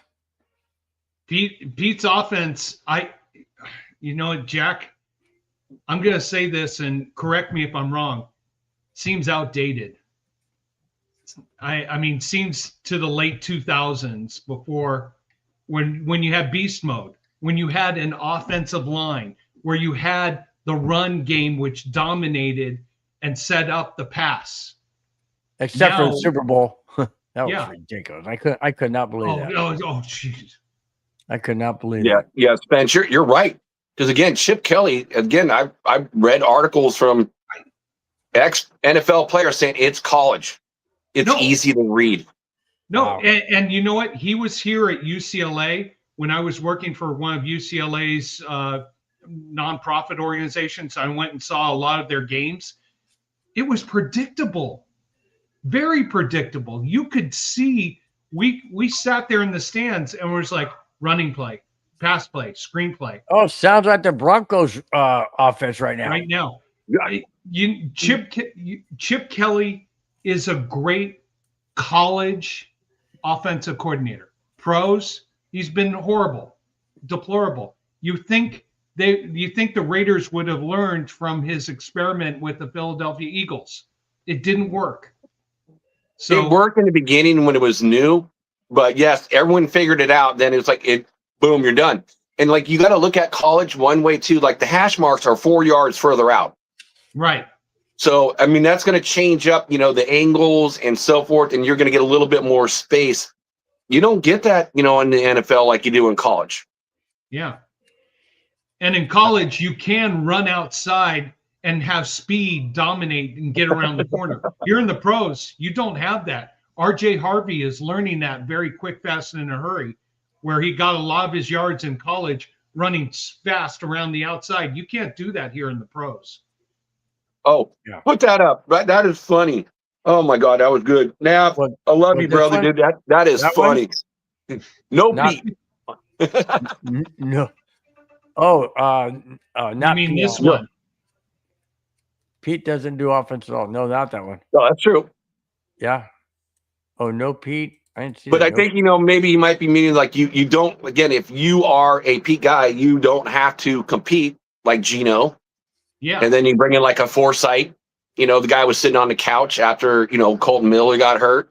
He goes in there again, not playing like Charles Grant, who again is a 3rd round pick and hasn't played one snap in the entire season. I mean, to me, in my mind, I'll ask you guys this.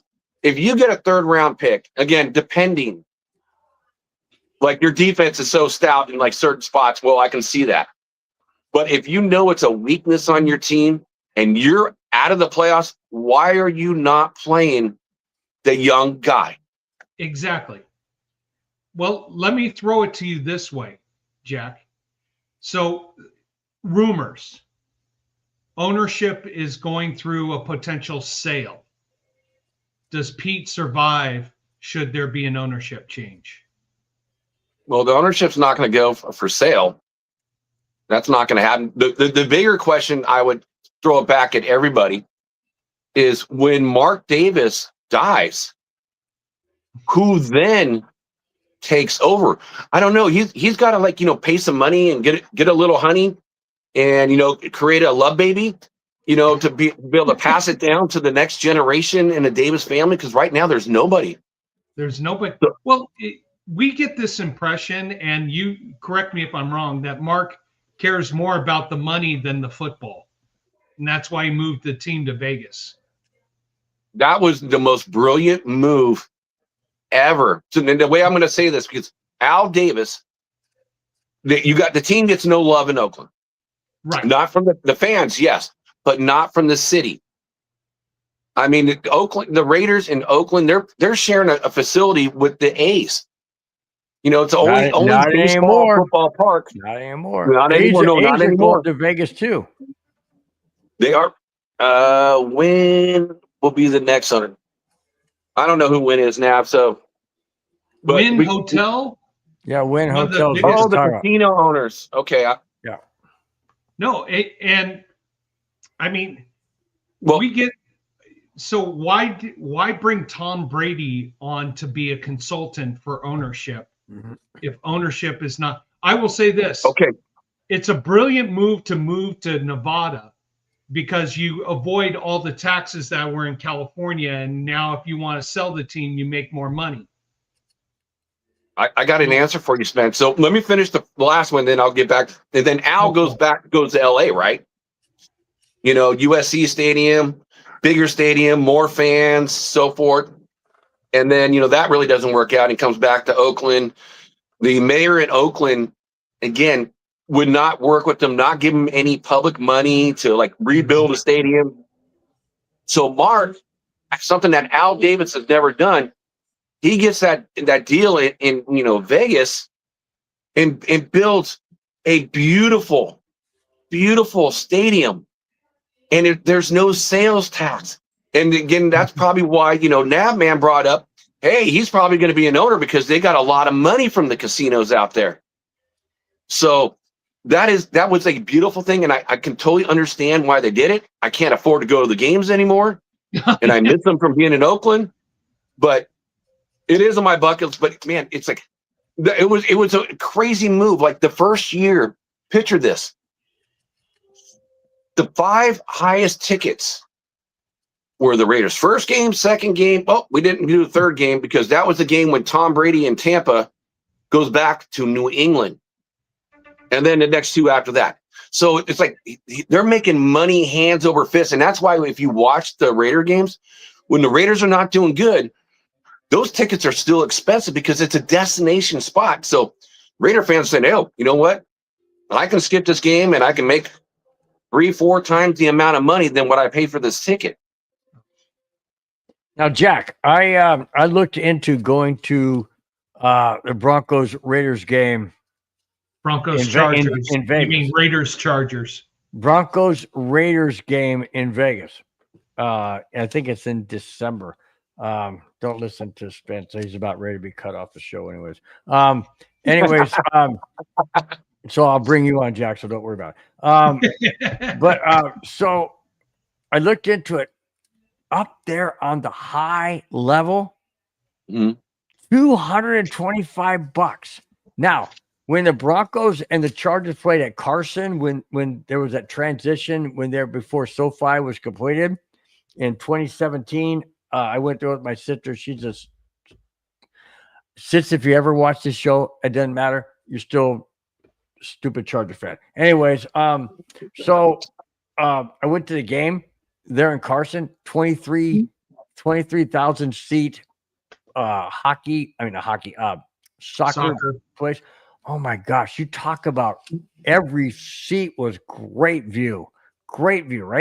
$200. It was $200. I said, you know what? I'll spend $200 because I get really close to the field. 250 way the heck up there in Vegas. I'm like, you gotta be kidding. I wanted to get closer. Not kidding you, dude. I'm not making this up. $625. I'm like, I can't do that. But I've heard the stadium in Vegas is more interpersonal than SoFi, where you're so far away. I haven't been to SoFi, but like I said, I was at. It wasn't SoFi. It was in Carson. It was the Carson arena. Carson. Hang on. Yes. Nav, bad weather. See you guys later. Hey, Nav, salute, brother. Thanks for popping on. Bud. Absolutely. Thank you. I'm kind of wondering. Right before that, he put out when casinos would own the Raiders. Can a casino legitimately own a football team? Because wouldn't that be conflict of interest of gambling? It would be. Yeah.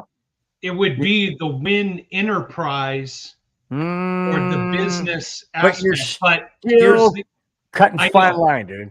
But look at. Hey, NFL has accepted gambling and wagering. I know, but no wagering organization owns a team. And you want to know something? This may be the test right here. Good. Right now, do the owners care more about money or do they care about their image? That's going to be the biggest. They care about more. 99% of people care more about money than their image. I know. Well, I mean, look at these athletes. Like the Raiders go to Las Vegas. It's all that gambling. It's about the cash. It is, and that's a gorgeous stadium. I have not been there, but my nephew's been there, and he was there. My nephew's a big Vikings fan. He was there last year when the Vikings played the Raiders. He said it is absolutely phenomenal stadium. Yeah, and I've had friends who have gone to the game and said there is not a bad seat in the house. You could be in the as high up as possible. You still have a better view than SoFi or most of these other stadiums. Yep. So, Bill, how much, guys? How are the tickets? In SoFi? I haven't looked into SoFi for the tickets. Again, my nephew, when the Vikings played the Chargers, he went to that one. And he said that he had really good seats. He sent me some pictures and stuff and whatnot. And you're right, though, Spence. It is way up there, and you got some really weird angles to see. But you have that big freaking screen that almost dwarfs, the Dallas, Texas Stadium scoreboard. But anyways, he said that I think he said he paid $220, and he was way up there. So With the way are you thinking Allegiant or SoFi? No, Allegiant is what I was looking at for this year. Yeah, that was 200. No, I mean, that's why I was just wondering, for Chargers, if you were to see the Broncos, again, it's close to you to go see the Broncos, play against the Chargers. And that's a cheaper ticket, in my mind. I would rather go to Southern California to go see that, a Raiders Charger game. The only reason why I thought about going to Vegas is because either one. I like to go to either one because they're brand new or newer. But I just heard so much about Allegiant Stadium that it's just immaculate, And my dad was a Raiders fan. He loved Go Dad. Yeah, he's passed away since '84, but yeah, you're right. He really, really liked John Madden. He loved John Madden. He really liked Fred Biletnikoff, Daryl LaMonica, Kenny Stabler. Who is that? Jack Tatum, Lyle Alzado, all those guys. Wow, he met everybody. Oh yeah. He liked all them guys, man. And he just he really he also liked the Redskins, which is ironic. He liked the Redskins because he liked he called them the Hawks. He liked the Hawks. Yep. he liked them for different reasons. He also liked the Cowboys because he liked Tom Landry. He liked Tom Landry. He liked Kenny Stabler, not Kenny Stabler. Well, Kenny Stabler was the Raiders. He liked him too. Roger Staubach. Tom Landry. He liked them. He said, Dallas is okay. It's not my favorite, but his all-time favorite, honestly, was the Raiders because he really, really liked.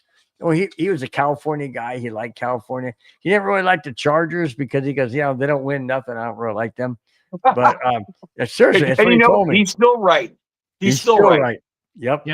And Jack, my dad actually had season tickets to the LA Raiders for many a years, and I would go to the games.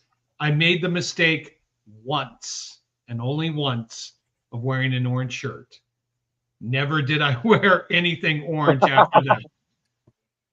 Dad, you probably remember that, and thank you very much for saving me. Still not wearing orange right now. And what's funny is that your dad's like the Raiders. My dad liked the Niners. Oh. And we all grew up rooting for a different team. Yeah. Isn't it crazy? Yeah, it's crazy. Can I ask you guys a question? What's up? If you can pick one moment, just one, and I'm sure you guys all have multiple moments where it was just like, wow, this is the coolest moment of being at a game. What was that moment? Not what made you a fan, but what was the coolest moment that you ever experienced at your team's game live? December 1985. My parents sent me to my Uncle John's in Denver for the winter break, and he took me to a Broncos Chargers game in the middle of a monster snowstorm. And we got there, watched it. The Broncos won, but it was so much fun watching a football game in a monster snowstorm. And in Old Mile High Stadium, the aisles had so much snow that the kids were getting these cardboard boxes and sledding down the aisles into the fence, which had all the snow. That was so much fun. Oh, how old were you? 17. Nice. Most memorable game of my favorite team that I've ever been to and that I attended and watched live would have to be Qualcomm Stadium, San Chargers. Diego. No. Qualcomm Stadium, San Diego, before Petco Park. Sammy Sosa, Cubs. Oh, Sammy Sosa against was not against, but against the Padres, or in San Diego against the Padres. It was that home run push with Sammy Sosa and Mark McGuire. Mark McGuire. I'm in the outfield with my nephew, and we're not dead center. We're not dead right. We're a little bit between center and right, more towards right. And Sammy Sosa hits number 64. And the ball was coming right towards us. And all of a sudden it curves and goes into the next section, probably about 4 people away from me. And I wanted to get that ball so bad. I mean, and then the fans, we're in San Diego, mind you. The fans started chanting, Sammy, Sammy, Sammy. We called Sammy Sosa out of the visitors' dugout to take a curtain call. That's how cool that was. That was fun. That was absolutely fun.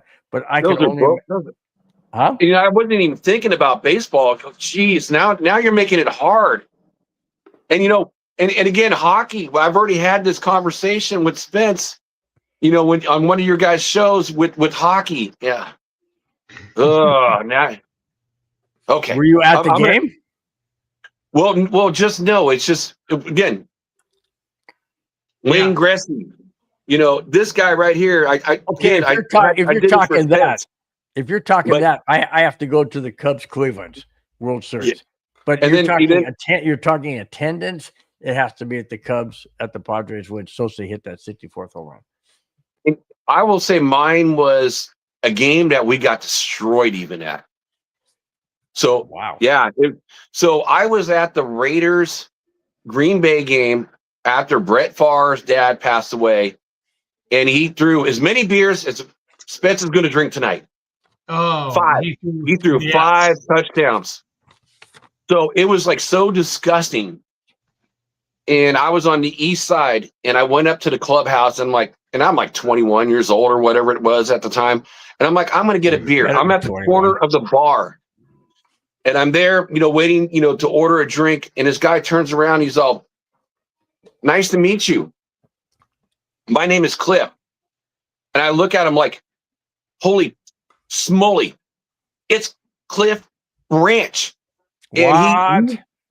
And he's talking to me. He's asking me questions. And I felt so in awe. I didn't even know what to say. Like, I felt like Charlie Brown, like, wah, wah, wah, wah, wah, wah. and you know, I was just so in awe because, like, I'm like, wow, this guy is like so amazing. I grew up watching this guy. And, you know, it was great just to talk with him. He's just asking me, hey, where do you live? Where do you go to school? Just really nice. So I'll buy you that beer.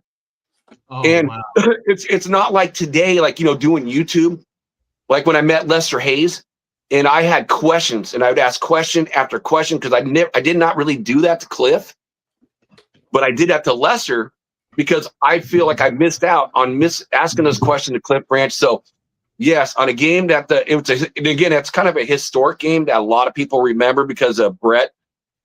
But yeah, meeting Cliff Branch, that's got to be my moment. I got a story for you real quick. I crashed back in the when the Broncos and the Redskins played, and yes, Redskins, not stupid Commanders, Redskins played in the Super Bowl in San Diego. Myself a friend of mine, we crashed the Super Bowl party. It was the you've told this before. first ESPN, but Jack hasn't heard it. First ESPN Super Bowl party. Anyways, I met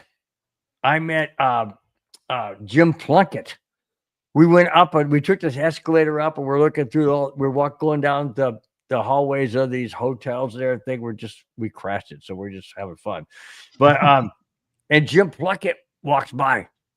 He goes, "Excuse me, do you happen to know where the press room is?" And I said, "No, I'm sorry, I don't." And he's got this gorgeous blonde on his arm. Anyways, so and he walks by and went, "I've seen that guy somewhere before. Where have I seen him? Where? Oh my gosh!" And I went running. I tried not to run because I didn't want to make it sound like I was, attacking him or something. But I kind of, moved down the hallway quickly. And I said, "Excuse me, sir." I said, "Are you Jim Plunkett?" He said, "Yes, I am." And I said, "It's an honor to meet you. I am dressed in all Bronco stuff." And I said, "Mr. Plunkett, it is an absolute honor and a privilege to meet you." I said, I am impressed with the way you take care of your parents. I know the situation with how you take care of them. It is such an honor to meet you. Can I shake your hand? He said, "Absolutely." Dude, he damn near broke my fingers. His hand was so big. So he's a big dude. Yeah, he was huge. And then I said, "Can you do me one favor?" He said, "Sure." I said, "Would you sign?" I had just purchased some Bronco stuff down below in the lobby in a bag. So would you please sign this bag for me? He looked at me. He goes, "Absolutely." Signed it, Jim Plunkett. Good luck.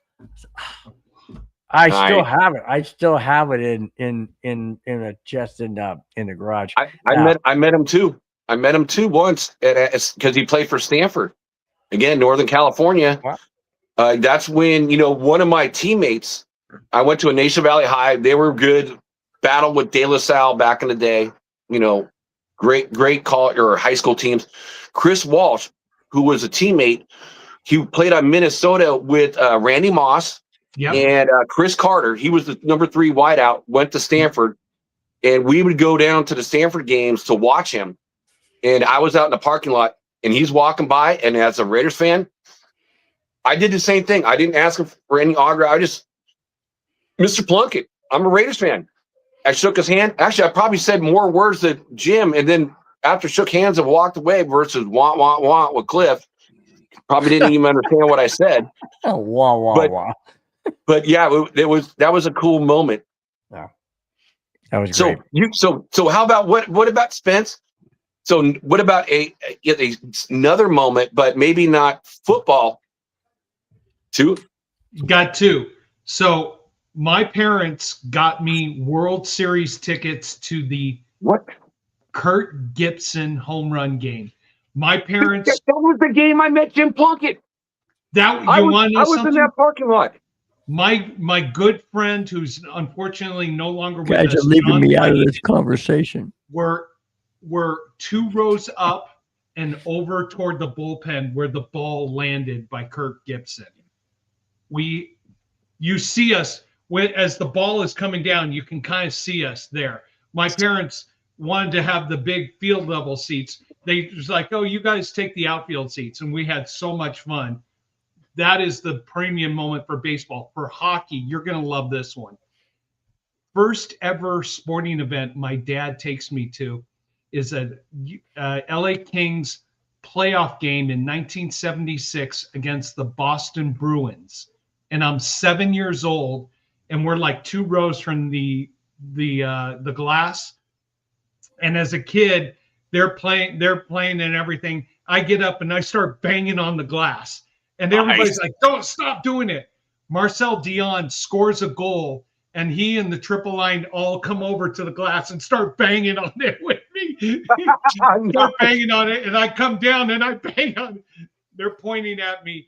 First ever sporting event my dad ever took me to was a Kings hockey game. I was hooked from there on with hockey because it is amazing. If anybody here has never been to a hockey game, you have to go. When you watch hockey on TV, it is nothing like what you see in person. And that's why if I had to choose between the 4 major sports, a ticket to go to, whether it be a Broncos game, a Kings game, a Rockies game, or anything. I'm going to a hockey game because there is so much more fun, and it's amazing. You go to a hockey game, there is so much mutual respect between fans. You could be going to the most hated rivals in the stands. There is so much mutual respect between hockey players because these guys can do on skates what we cannot even do on our own 2 feet. Yep. And I respect that immensely. Yep. I'll tell you what, speaking of the Kings, I went to a Kings Edmonton Oilers game up in LA years and years ago when Wayne Gretzky was on the Kings. And I was myself and my best friend at the time. We were just off of the net, about 4 rows up on the left side of the net, and Wayne Gretzky scored a hat trick that night. Oh, Dude, wow. it was electric against his former team, Edmonton. It was so electric. I'll never forget that. That was absolutely amazing night. I guess if you look it up, it'll be back in the 80s. It had to be in the 80s because Gretzky, I know I saw him live, and this is what we talked about, Spence, Sharks and Kings, and, seeing him live. Out of all, you look at all the giants in sports. Yes. I don't care. I mean, you got the Willie Mays, you got the Wayne Gretzky's, you got the Michael Jordans. I mean, when they had like the top 50, players, I'm like, this guy is just so unbelievable. I mean, he in my mind, he was him and Willie Mays. That's why I said him both, because I feel like they're like a tie for me. I mean, just so unbelievable. I don't care. Better than any Raider player that's ever played the game, or for me, almost any football player that's ever played a game. Wayne Gretzky was that guy. Wayne Gretzky was insane. Yeah, his hand-eye coordination is something that I think we all dream to get to. But then again, you look at Nathan McKinnon. I'm not saying Nathan McKinnon is Wayne Gretzky, but Nathan McKinnon is pretty special. You want to know something? You got to take it by era. Exactly. And in the 80s and 90s, Wayne Gretzky was the man across.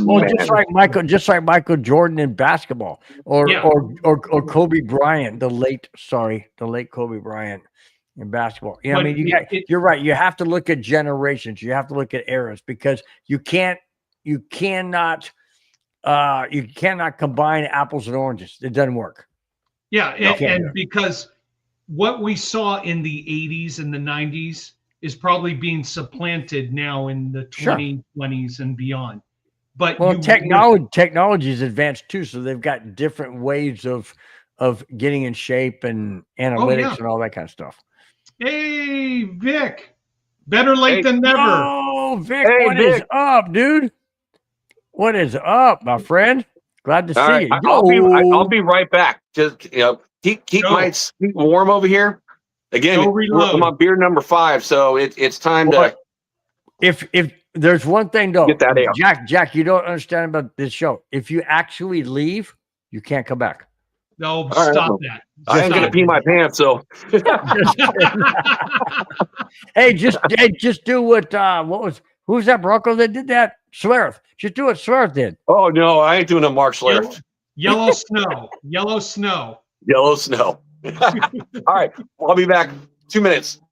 All right, I'm gonna take him off real quick.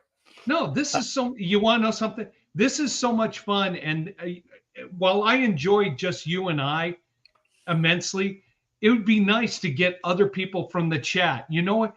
I would love to one day maybe get Shuey, maybe get Victory, maybe get David Yonkin, just because we're all yes, Bill and I are leading the discussion, but we're all together on the couch. Mom, not going to get you on the show, okay? You're going to spend more time hitting on Bill and everybody else. But talking sports, hey, you know what? Victory lap, we all need a beer. Sounded like somebody just kicked our door, but I can't see anybody. So victory lap. You need a beer or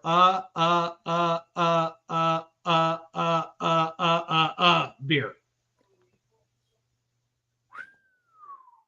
Crazy busy for you. Amen to that. So victory lap. We were just talking about our I was initial going to get to the last two topics. initial sports moment that got us invigorated with sports. What? Many beers? Okay, good. What victory lap, if you want to post in the chat, what was the moment that you inspired you to love sports, that you went to an event? I'll give you an example. I went to Spence? Yes. Hey, I'll be right back. I'm going to do what Jack did. Go. We're pausing. So anybody in the chat, I talked about my experience going to the Broncos game in 1985 against the Chargers in a monster snowstorm. Yes, Mom. Uncle John, against your wishes, took me to that game. I talked about going to the World Series, the Kirk Gibson game. I talked about the 1976 playoffs between the Kings and the Boston Bruins, where my dad took me to the game. I'm banging on the glass. Everybody's like, don't do that. Don't do that. Marcelo Dion scores a goal, comes out and bangs on the glass. So anyways, get Jack back in here. Jack, a peaceful show. We don't have Bill. We can talk. There you go. Hey, you know what? When I was walking away, I heard you say like you have more people on. Have you guys ever thought like doing it like a different day during the week and just have like open mic? And then like you could bring other people in? Or, here. It's not my call. Okay. And then the other thing I thought is I thought this was like a cool show that it actually was a young kid, 19 years old, did this. He called it the West Coast Dugout. And what he had is like you have your Broncos fans come in and you talk your Broncos, but then you talk about all the other teams, you talk all the sports. And so, everyone's on the same page as being a fan on the main team, it's the Broncos, but then you can hash it out and kind of dig each other because you're all friends with the other sporting events. I added you, Bill, and you removed yourself. Oh, I thought you. But I was going to go like that. Oh, okay. No, you want to know something? Spence wanted to be in the spotlight, which is fine. Jack, this is a free-flowing show. We talk primarily about Broncos, but we love talking about anything and everything. I mean, Jack, you've made history on this show with us. We made the 2-hour mark, and we're still going strong. Oh my God, I'm not even tired. I'm not either. This has been so much fun. I haven't heard any crashing sound from the kids down below. I got my son eating. Oh, Jack. Let me ask you a question real quick. Go ahead. And you can answer this if you want. You don't have to. It has to deal with with a different show. How comfortable are you on the show? Dude, 100%. Let's keep rocking. This has been so much fun. Good. No response needed. Thank you. So I wanted to, Bill, you brought up your baseball moment. And so I wanted it, and again, it's not even my Giants, growing up in the Bay Area. Actually, it was easier for me to ride to Bart on my bike and then take Bart down to the Oakland Coliseum to watch the A's. Plus the A's tickets were cheaper, more access. And so my moment there, this was so much fun. And we talked about the great players, right? During the era, like the ranking when they did like the top 50 and so forth. Right. I got to see Nolan Ryan's 6 no-hitter. When you said, everyone's rooting for Sosa, all the A's fans, even myself, we're rooting for Nolan Ryan to get that no-hitter. You know what was cool? It's like, as a 13-year-old or something like that, me and my friends were in the upper deck. We were kind of bowing down to him, all three of us in unison. And we got on ESPN in that top 100 as kids. Nice. And the reason why visiting fans or even home fans cheer for visiting players, because you want to see history. You want to be part of history. You want to say, I was there. When the Cubs won the World Series, oh, it's not up there, but it's right here.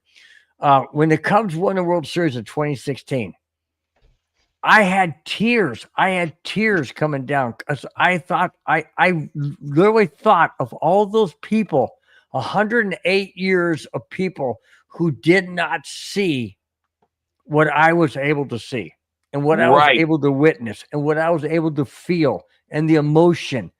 It all came down on me. And my niece was sitting in this chair I'm sitting in, and I was sitting on that couch back there. I jumped up, I grabbed her, I hugged her, I started crying. And she goes, why are you crying? I said, I'm crying tears of joy, but I'm also crying for all those 108 years of people who couldn't see this, that I was given the opportunity in this lifetime to be able to see. That to me overwhelmed me. Priceless. Absolutely. And I'll never forget. I go back and watch that 10th inning. I go back and watch that game just to remember. And every time I watch it, I get welled up in emotions because I realize I had a moment in time that 108 years of people couldn't have. Yeah, I know, Jack. It's there's things in life, and Spence is this. It's a moment. It's just that moment it's a in moment. time. It's a moment in time that you get to experience that not everybody gets to get. It's crazy. It's well crazy. said. Yeah. All right. Do we want to do one last topic, or do we want to call it a show? Let's wind it up. Let's do one last one. One last topic before the boss gets home and gets angry. That's why I said that. That's why I said it. All right. The power rankings have come out prior to the game last night, because obviously the other teams haven't played. Top 10 power rankings are this after 9 games. Number 1. What do you guys think? Who's the number 1 team in the power ranking? I'll give you a hint. It's in the NFC. Rams. Nope. Is it back to the Eagles? Same division though. Seahawks? Yep. Wow. Seattle 6-2. Seattle 6-2. Number 2. Who'd you say it was, Spence? Who was your first guess? No, who's your first guess? Rams? The Rams. Number 2, 6-2. Okay. Number 3, AFC. Colts. Yep. 7-2. Number 4, AFC. Please don't say the Broncos. Nope. Really? I said the Broncos. That's what I was thinking. Number 4, AFC East. Not the Bills? Patriots. Huh? Bills? Yep. Number 4, Bills 6-2. So you got 6-2, 6-2, 7-2 because the other 2 were on bye, and Bills 6-2. Number 5, NFC. Eagles. Yep. Eagles 6-2. Number 6, AFC. Broncos. Nope. Patriots? Nope. Nope. You're not going to believe this, guys. AFC West. Not the Chargers. What? With all their Nope. Not the Kansas City? Yep. What? Chiefs 5-4. Okay, this all comes from NFL Network. You mean the National Favoritism League? Well, there you go. Anyways, that was good. Chiefs are ranked number 6 at 5-4. 5-4. Really? Remember what the Bronco record is. They're 5-4, ranked 6. I continue. Number 7, NFC. Rams now. Huh? Rams? No, we already said that. Nope. Oh, you were saying, okay. I thought NFC North. Let's go east of the Mississippi River, so it's got to be Green Bay. Same division. Not Minnesota. Minnesota? Nope. Detroit. Yes. Oh, Lions. God. How did I forget Detroit? Lions 5-3. Wow, they're ranked that low or that bad?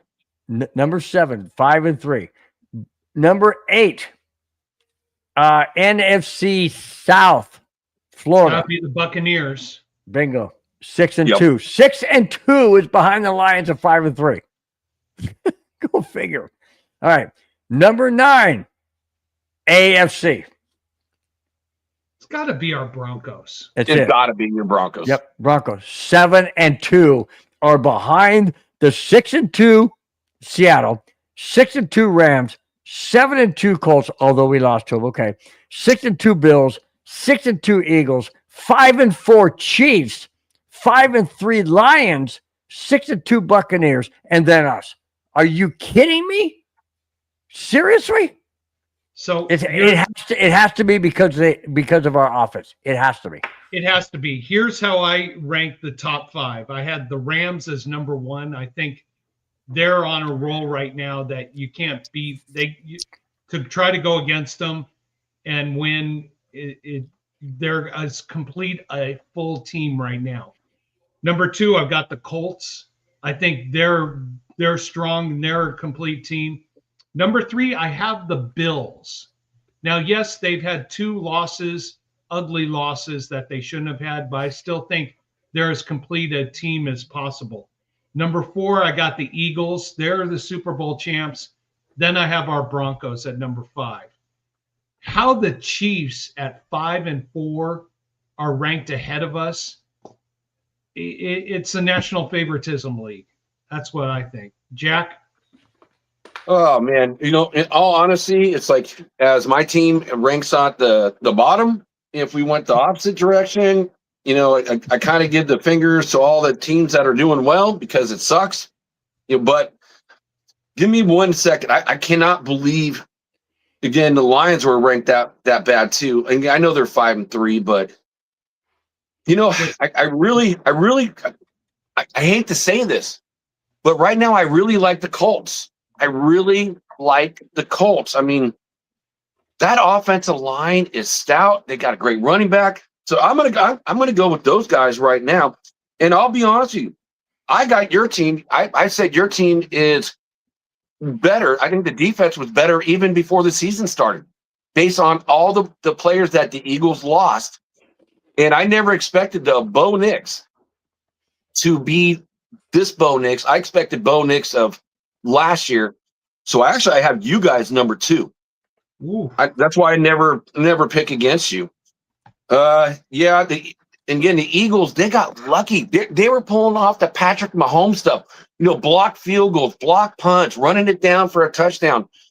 They're just not as deep this year, but they are the Super Bowl champs. So I'm going to give them number 3. I like the Rams, again, as a team. Number 4, and again, I do like the Lions. Again, it may not be the order that anyone else has, but I just as teams and the players that are on these teams, I didn't look at the schedule, so I don't know what they have, strength of schedule, but just teams that I actually like, and I think they all got good shots. So I got you guys number 2. How about that? Jacqueline Hyde is Bo Nix. Yep. I mean, it's amazing. Right, he looked incredible and consistent against the Cowboys, yet the Raiders, who, Jack, we might argue may not be as good a team as Dallas, he looks deplorable. Yep. Which means the Raiders are going to go next Monday and beat up on the Cowboys. There you go. I'll make them my lock of the week. There you go. Now all right, show up in the chat, Spence, and put your score on the Wild West. Put your score in that chat. Will do. We went through the first 9. The Broncos are 7-2, ranked number 9 by NFL Network. Who do you think is number 10? NFC. Now Green Bay. Bingo. Yeah. 5-2-1. Green Bay 5-2. Now, the other 2 AFC West teams are ranked accordingly. Who's number 14? Chargers, but Chargers. I don't. Well, 6-3. They're ranked. They're ranked 14 because they've got a plethora of injuries right now. Good. Oh my God. Good. Keep them down. You're saying that against about your favorite team, Bill? No, Come it's not on. my favorite team. Jack, I'm telling you, Jack, don't go too far because I'm about ready to kick him off the show. So don't go too far. Just kidding. Just I'm just kidding. laughing because I hear it on the other show. Oh, I just hear it on the other shows, so that's why it's I not know, because they all like to make fun of me. Which I like. I look around, and go, do you see any orange? I mean, not orange, but any yellow? And not yellow. Anyways, okay, all right. And Jack, you should be welcoming this. The Raiders are not ranked 32nd by NFL Network. They are ranked. What do you think they're ranked at? Probably so there's 32, like 24, 25. A little lower. What? 30, 53? 35? 27. 27. 27? Oh, that's close. I was just looking at, before the game started, the draft order, I think they're, slided at 8. So that's why I did 8 minus the 32. Yeah. Yeah. No, they're ranked 27th. But that was before the game last night. So I have no idea. That was after week 9. After week 9. So, anyways, Jack, it's been an absolute privilege having you on. You've been a fantastic addition. Seriously. Great guest. Had some great comments, some great insight, great history with some of the things you were saying about, what you experienced, and great questions you threw out to us and to the chat and everything. Jack, I want to throw this out to you as I'm throwing it out to Spence. He has no idea what I'm going to say, but I'm throwing it out there. Jack, in the future, would you be willing to come back on again? I thought of coming on the bye week. There you go. You can come on in the bye week. Absolutely. You're more than welcome. Hopefully we can have Johnny on. He's a young kid. He's 26 years old, so he'll be the youngest one in the group. But hopefully his situation with his family and whatever he's going through is, will be. Well, God bless you, Johnny. I hope everything works out. Yeah, I totally agree. Jack, like I said, it's been a pleasure. Thank you so much. Really do appreciate it. We're going to do it again. Let's do it again the bye week. I'll let Mudungus know. He can send you out the link to get in. Spence, as always, before we get out of here, why don't you run down the chat and just thank everybody and make special attention to the super chats. Thank you. Yeah, no, David Yonkin, thank you so much for the 2 super chats. We really do appreciate it. 93 Navman, thank you so much for the super chat. We really do appreciate it. It's going to go a long way to supply the beers that Bill and I drink so that we can provide you this great entertainment and great information. So thank you so much. Flying Dragon, really appreciate you being a part of the chat. Thank you so much. Detron 6060, thank you for being a part of the show. Welcome to the show. We really do appreciate it. Edward Under Coffee or Coffer, thank you so much for being a part of the show. Your comments, welcome to the show. Mom and Dad, with your comments, Mom, Jack is married. Come on, Mom. Yeah, but she didn't say anything. She used to tell me that I'm handsome. She didn't say anything. I feel bad. No, she sent your picture to a cosmetic magazine, so you can. Yeah, which means I need cosmetics. I don't know. Anyways, Crota, your friend Crota 1456. Who was that? Amy, was it? Oh, Cindy Rhoda. Cindy, thank you for being a part of the show. Clayton Haran, thank you for jumping in. Victory Thanks, Lap, thank you for coming in here at the end. Appreciate that. My cousin Emma, who's still up late in Boston, thank you very much for being a part of the show. And my buddy Todd, who just got off work, who's watching the show, thank you guys so much for being patient for us. Nice. Bill, we reached the 2-hour and 20-minute mark for our show. Jack, First time ever, man. First time ever, Jack. Bring the energy, bring the enthusiasm. We really appreciate it. Thank you guys so much. Oh, Cindy, And thank you guys for having me on. This has been absolutely a blast. Cindy, my heart goes out to you, girl. You know I love you. You know I love you. You're amazing person. Even if your dog scared the crap out of me when I worked there in the school district. So I love you, girl. You know that. I wish you and Bob all the best, man. Thank you so much for watching. You mean the world to me. Thank you. That's the greatest way to end the show. Guys, it's been fantastic. Thank you so much, Jack, again. Kona, as always, being the co-host. As always, Jack, we will do it again. Guys, until next Friday. No game this Sunday because we had the game last Friday, yesterday, last Thursday, yesterday. Till a week from Sunday. Enjoy your weekend.